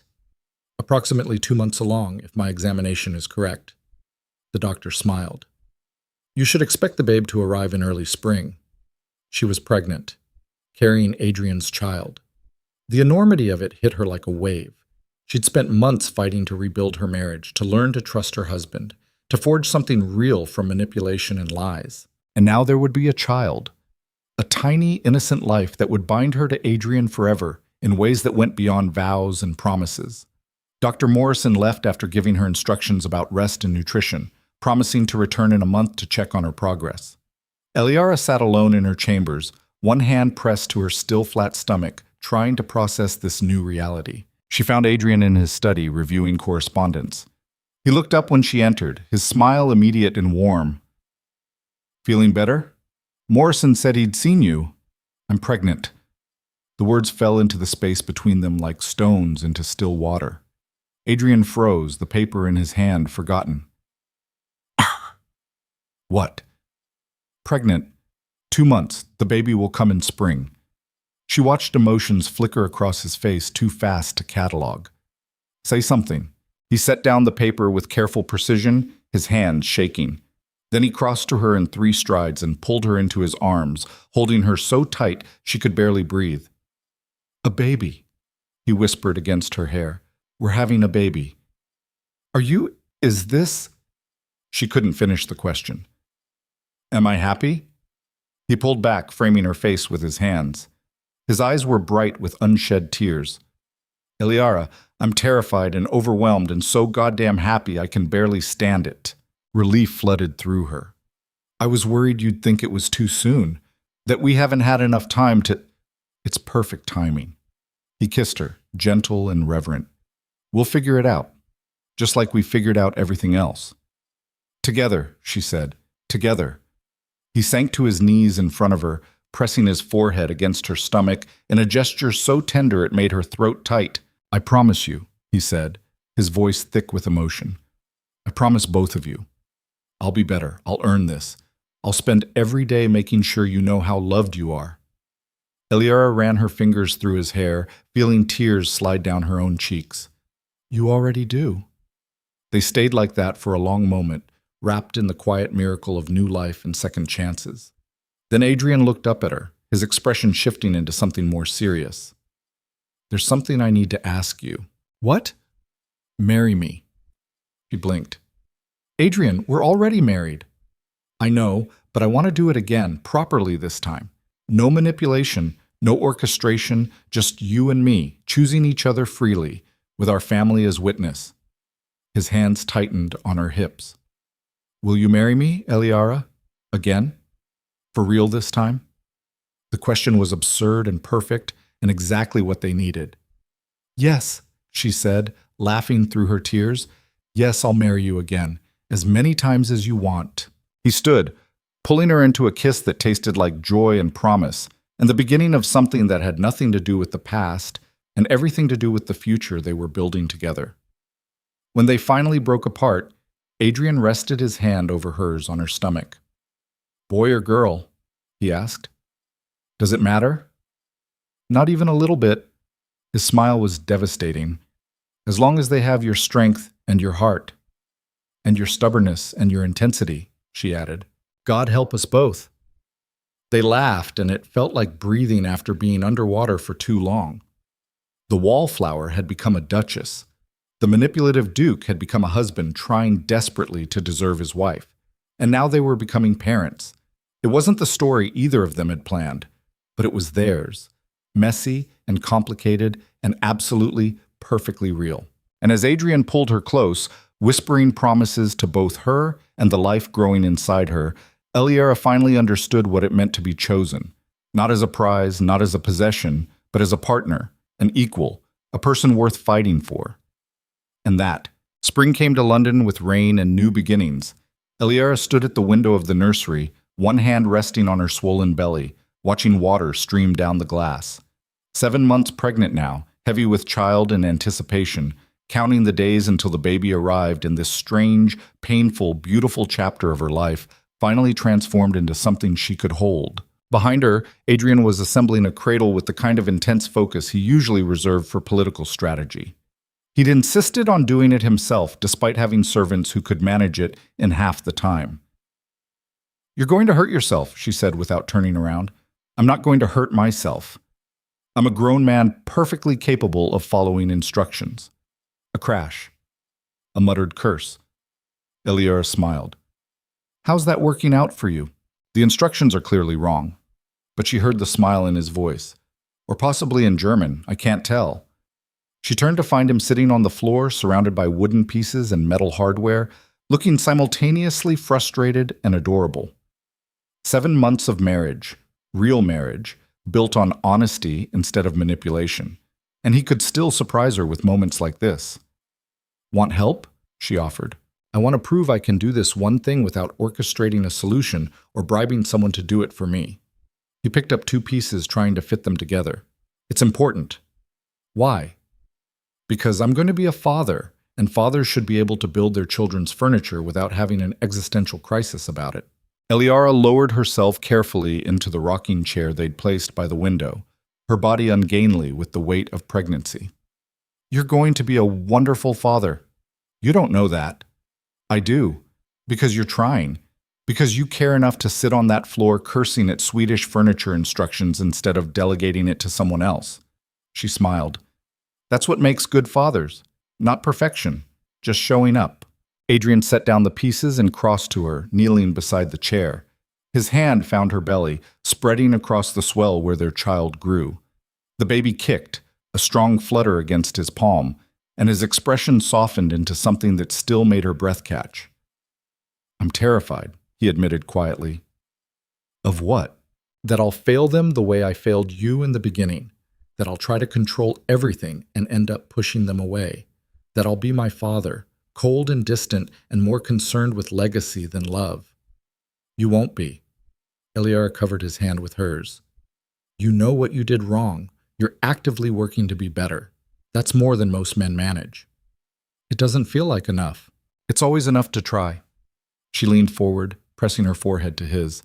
"Besides, you have me, and I will absolutely call you out if you start trying to orchestrate our child's life." His laugh was soft, relieved. "I'm counting on it." They sat like that for a long moment, connected by touch and promise, and the life growing between them. Outside, the rain continued its steady rhythm, washing away winter and making space for something new. Then the doorbell rang, shattering the peace. Adrian frowned. "We're not expecting anyone." Footsteps in the hallway. Lord Pemberton's voice, carefully neutral. "Your Grace, there's a visitor. He says it's urgent." Eliera's stomach dropped. "Caleb. He's supposed to be in India." But Adrian was already standing, his expression shifting into something harder, more guarded. They found Caleb in the drawing room, looking even worse than when he'd left. His clothes were travel-stained, his face gaunt, dark circles under his eyes that spoke of sleepless nights and hard journeys. "You're back early," Adrian said, his voice carefully neutral. "India didn't work out?" "India was fine." Caleb's voice was rough. "I came back because—" He stopped, his eyes landing on Eliera's pregnant belly. The color drained from his face. "Christ, you're—" "7 months," she said quietly. Caleb sat down heavily, like his legs wouldn't hold him anymore. A baby. You're having a baby. Why are you here, Caleb? Adrian's voice was hard. You said goodbye. You left. What changed? Father died. The words landed like stones. Adrian went very still. When? 2 weeks ago. Heart failure. It was quick. Caleb's hands clenched on his knees.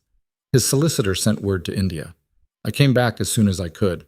Eliara watched her husband's face, saw the emotions flicker across it too fast to catalog. Grief, relief, anger. Something that might have been regret for a relationship that had never been what either of them needed. I'm sorry, she said, because someone needed to say it. Don't be. He was a bastard when he was alive. Death doesn't change that.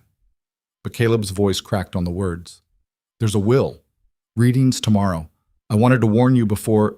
He stopped. It's complicated. Complicated how? Adrian asked. Just come tomorrow, both of you. You'll see. Caleb stood, clearly preparing to leave. Congratulations, by the way. On the baby. I'm sure you'll... He couldn't finish. He left before either of them could respond, disappearing as abruptly as he'd arrived. Eliara turned to Adrian, saw the tension in his shoulders, the tight set of his jaw. Are you all right? I don't know. He ran a hand through his hair. I hated him. My father. Hated what he did to our family, the way he pitted Caleb and me against each other, the cold distance he maintained even when we were children desperate for his approval. It's okay to grieve anyway. Is it? Can you grieve someone who never loved you the way they should have? You're not grieving him. Eliara moved to her husband, taking his hands. You're grieving the father you wish you'd had, the one who would have been proud of you, the one who would have taught you love instead of control. Adrian's expression crumbled. He pulled her against him, carefully, mindful of her belly, and she felt his shoulders shake with silent sobs. I don't want to be him, he whispered against her hair. I don't want our child to stand at my funeral someday feeling nothing but relief. You won't be? You already aren't. She held him tighter. You're choosing differently. That's what breaks the cycle. They stood there in the drawing room as afternoon faded into evening, holding each other against grief and fear and the weight of inheritance. The will reading the next day was a circus. The late Duke's solicitor presided over a room full of distant relatives, minor nobility, and various hangers-on hoping for some small bequest. Eliara sat beside Adrian, her hand in his, while Caleb sat across from them, looking like he'd rather be anywhere else.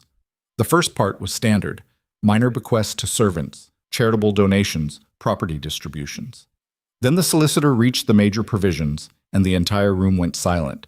To my eldest son, Adrian, I leave the title of Duke, the entailed estates, and the political connections befitting his station. I trust he will manage them with the cold efficiency he has always exhibited. Adrian's hand tightened on Eliara's, but his face remained impassive. To my youngest son, Caleb, I leave the sum of £50,000 and the country estate in Yorkshire, with the hope that he will finally find purpose beyond disappointing me. Caleb flinched like he'd been struck. The solicitor cleared his throat. There is also a letter, to be read aloud to both sons, the late Duke's explicit instructions. He unfolded a piece of paper and began to read in a voice that somehow made the dead man present in the room again. Adrian and Caleb, if you're hearing this, I'm dead, and you're probably relieved. I don't blame you. I was not a good father. I was cold where I should have been warm, demanding where I should have been understanding, controlling where I should have been supportive. The words hung in the air, shocking in their honesty. I made you compete for my approval, thinking it would make you strong. Instead, I made you hate each other. I made Adrian think love was manipulation and control. I made Caleb think he would never be good enough. These were failures I knew I was committing and committed anyway because I didn't know how to be different. Eliara felt tears sting her eyes. Beside her, Adrian sat frozen, his face pale. Adrian, you are everything I wanted you to be. Powerful, intelligent, capable of running an empire. But you're also what I feared I made you, someone who controls because he's terrified of losing. Learn to let go, learn to trust, learn that love doesn't require orchestration. Your wife already knows this. Listen to her. The solicitor paused, then continued. Caleb, you are everything I couldn't understand, warm, charming, desperate to be loved instead of feared. I punished you for it, called it weakness, tried to harden you into something you weren't. I was wrong. Your capacity for feeling is a strength, not a weakness. Stop running from it. Stop trying to prove you're someone else. Be exactly who you are, and the right people will love you for it. Caleb was crying openly now, tears streaming down his face. You're brothers. You share blood and history and a childhood that damaged you both in different ways. I'm sorry for that. I'm sorry for making you weapons against each other instead of allies. I hope, the solicitor's voice wavered slightly. I hope you can forgive each other and build something better than what I gave you. You both deserve that. Signed, a father who failed you. The silence that followed was absolute. Eliara looked across the room at Caleb, saw him staring at Adrian with an expression that held years of pain and longing and desperate hope for reconciliation. She looked at her husband, saw the same emotions reflected there, buried under layers of control and pride. Talk to him, she whispered. Adrian's jaw clenched. Not here. Then somewhere, but talk to him. She squeezed his hand. Life's too short for this. You both deserve better. The reading concluded.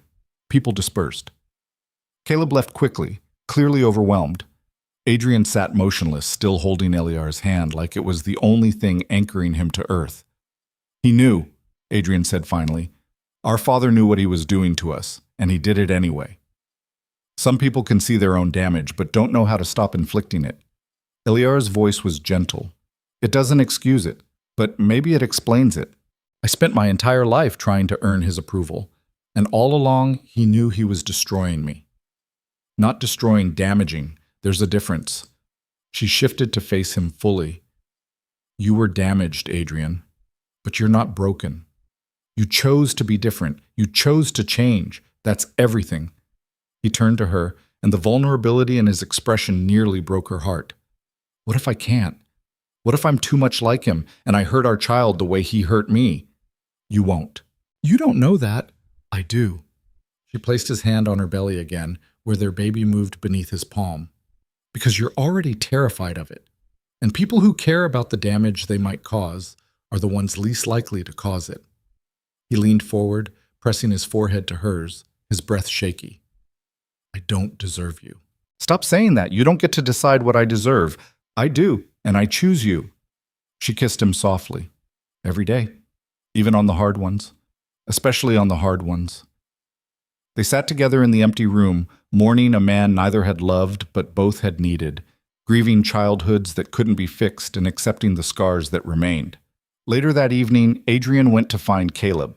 He was at their father's London townhouse, sorting through papers with the mechanical efficiency of someone who needed something to do with his hands. We need to talk, Adrian said from the doorway. Caleb looked up, surprise flickering across his face. About what? Everything. Nothing. I don't know. Adrian moved into the room, suddenly uncertain. He was right, Father. We've spent our entire lives fighting each other instead of the real enemy. Which was? Him. His expectations. His manipulation. Adrian sat down across from his brother. I'm tired of it, Caleb. I'm tired of this war. You're about to be an uncle. I'm about to be a father. Can we stop? Caleb's expression twisted with something that might have been hope or fear. I don't know how. Neither do I. But we can try. Adrian's voice was rough. I'm sorry for all of it. For using you to get to Eliara. For making you feel like you were never good enough. For choosing pride over family. I'm sorry too. Caleb's voice cracked. For nearly destroying your marriage. For challenging you to that insane duel. For being so desperate to win that I forgot to care who I hurt. They sat in silence for a long moment, years of resentment and pain hanging between them like fog. Then Adrian stood and offered his hand. Caleb stared at it, shocked.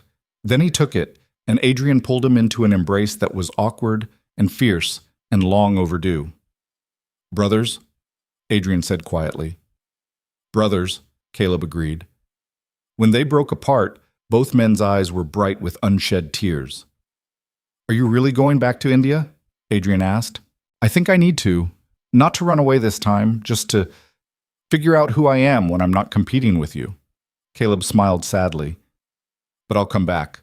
For the baby's christening, for holidays, for awkward family dinners where we both pretend to know how to be normal. I'd like that. Adrian's voice was sincere. You're my brother. I want you in my life, in our lives. Even after everything? Especially after everything. Adrian squeezed Caleb's shoulder. We're all we've got left of our family. Broken and damaged and trying to be better. That's worth something. Yeah. Caleb's smile was genuine this time. It really is. And shit. 3 weeks later, Eliara went into labor.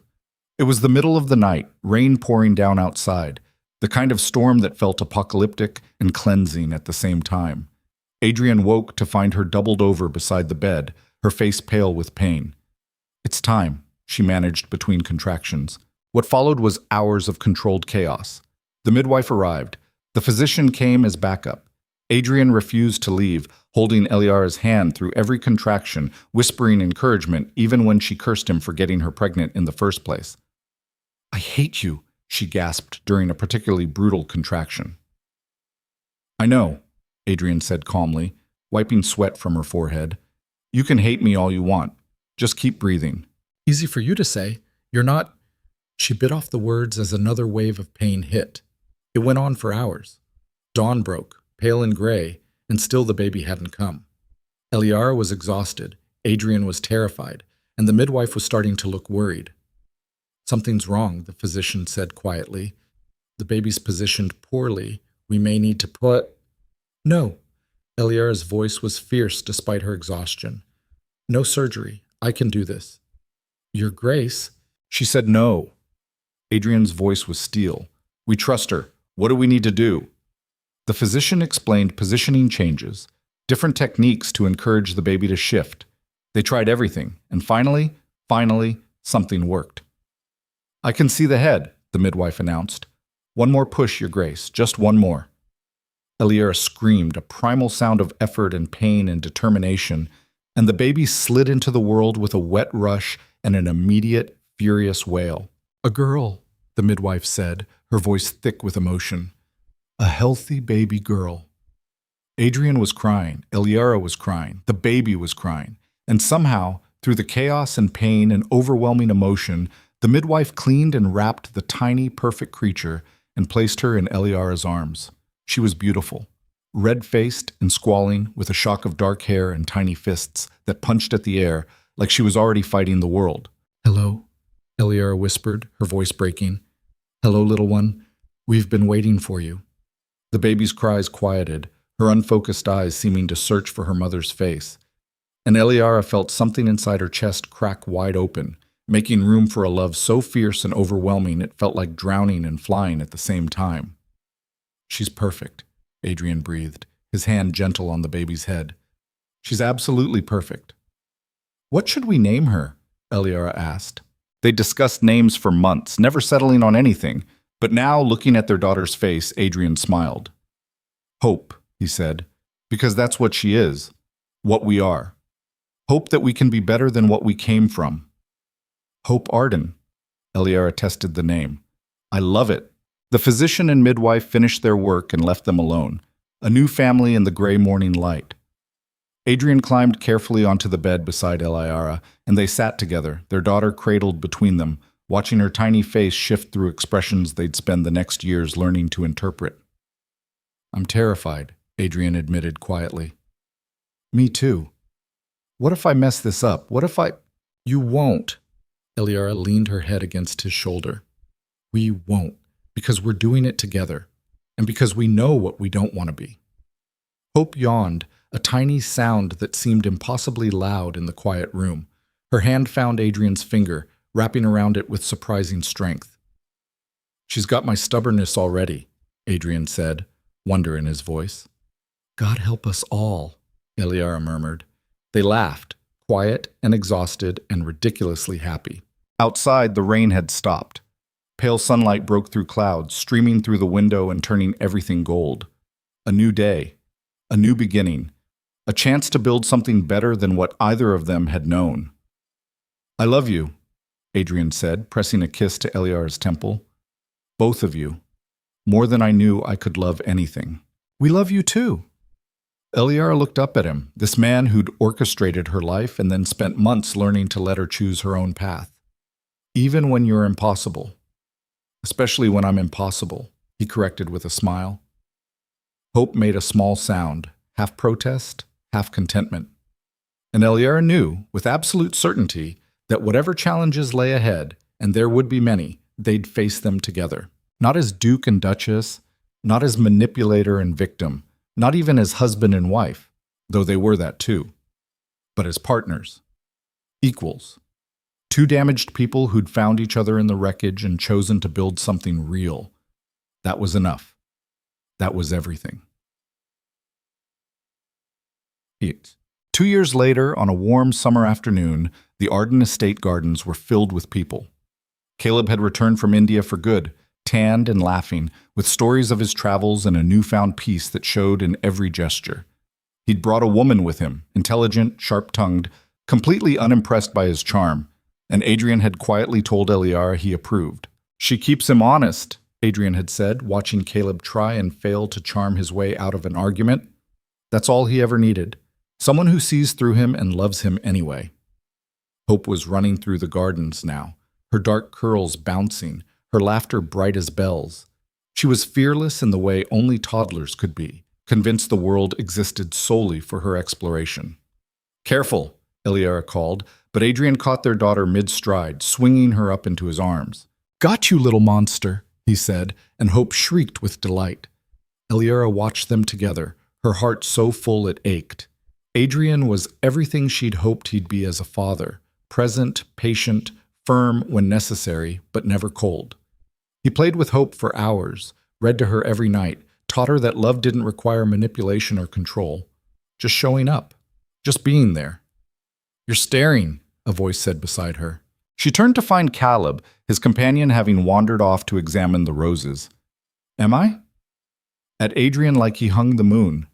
Caleb's smile was genuine, without the edge of bitterness that used to live there. "It's good to see. You're good together." "We are." Eliara studied him. "You look happy." "I'm getting there." He watched Adrian chase Hope around a tree, both of them laughing. "I'm glad he found you. Glad you found each other. Even if the path there was insane? I was going to say complicated, but insane works too." Caleb's expression sobered. "I'm sorry, by the way. I've said it before, but I need to say it again, for all of it, for nearly destroying what you two have." "We're past that now," Eliara said gently. "All of us. We're building something new. A family that actually works." Caleb's smile was wistful. Novel concept. Hope ran over, demanding her uncle's attention with the imperious command only a 2-year-old could muster. Caleb scooped her up, making exaggerated faces that sent her into peals of laughter. Adrian came to stand beside Eliara, his arm sliding around her waist in a gesture so natural she barely noticed it anymore. "Happy?" he asked quietly. She leaned into him, watching their daughter charm her uncle, watching the family they'd built from ashes and manipulation and desperate choices. "Impossibly." "Good." He pressed a kiss to her temple. "Because I plan on keeping you this happy for the next 50 years. "Only 50? Fine. Forever. Happy now?" "Getting there." She turned in his arms, rising on her toes to kiss him properly. "Ask me again in another lifetime." He smiled against her mouth. "I will. Every day. Until you're sick of hearing it." "I'll never be sick of hearing it." They kissed again, soft and sweet and full of promise, while around them their family laughed and lived and proved that broken things could be mended if you were willing to do the work. Later, after the guest had left and Hope was asleep in her nursery, Eliara stood in the library where this had all begun. She found the book she'd been reading that day at the garden party, the one she'd tried to hide when Adrian first saw her. She opened it to a random page, but the words didn't matter. What mattered was the memory of being invisible, of aching to be seen, of standing in corners waiting for life to notice her. "What are you thinking about?" Adrian asked from the doorway. "How far we've come." She set down the book. That girl at the garden party, she never could have imagined this. Which part? The Duke, the scandal, or the happy ending? All of it. None of it. She moved to him, sliding her arms around his neck. "I was so desperate to be chosen, to matter to someone. And now? Now I know I always mattered. I just needed to choose myself first." She smiled. Everything else followed from that. Adrian pulled her close, his forehead resting against hers. I love you. For choosing yourself. For choosing us. For being brave enough to demand better than what I first offered. I love you for learning to give it. They stood there in the quiet library, two people who'd found each other through manipulation and stayed through choice, wrapped in the peace that came from hard-won understanding. Do you ever regret it? Adrian asked. The way we started? Eliara considered the question honestly. Did she regret the lies, the manipulation, the pain, the betrayal that had nearly destroyed them before they'd truly begun? No, she said finally, because it made us fight for this, made us value it. Easy love might not have survived what we've been through, but love built on honesty after lies, trust after betrayal, that's unbreakable. You're certain? I'm certain. She kissed him, slow and deep. We're unbreakable, Adrian Arden. You, me, Hope, whatever comes next. We're forever. Forever, he agreed, his voice rough with emotion. I'll hold you to that. Good, because I'm not going anywhere. They made love that night with the tenderness that came from years of learning each other, knowing what wounds still ached and what touches still healed.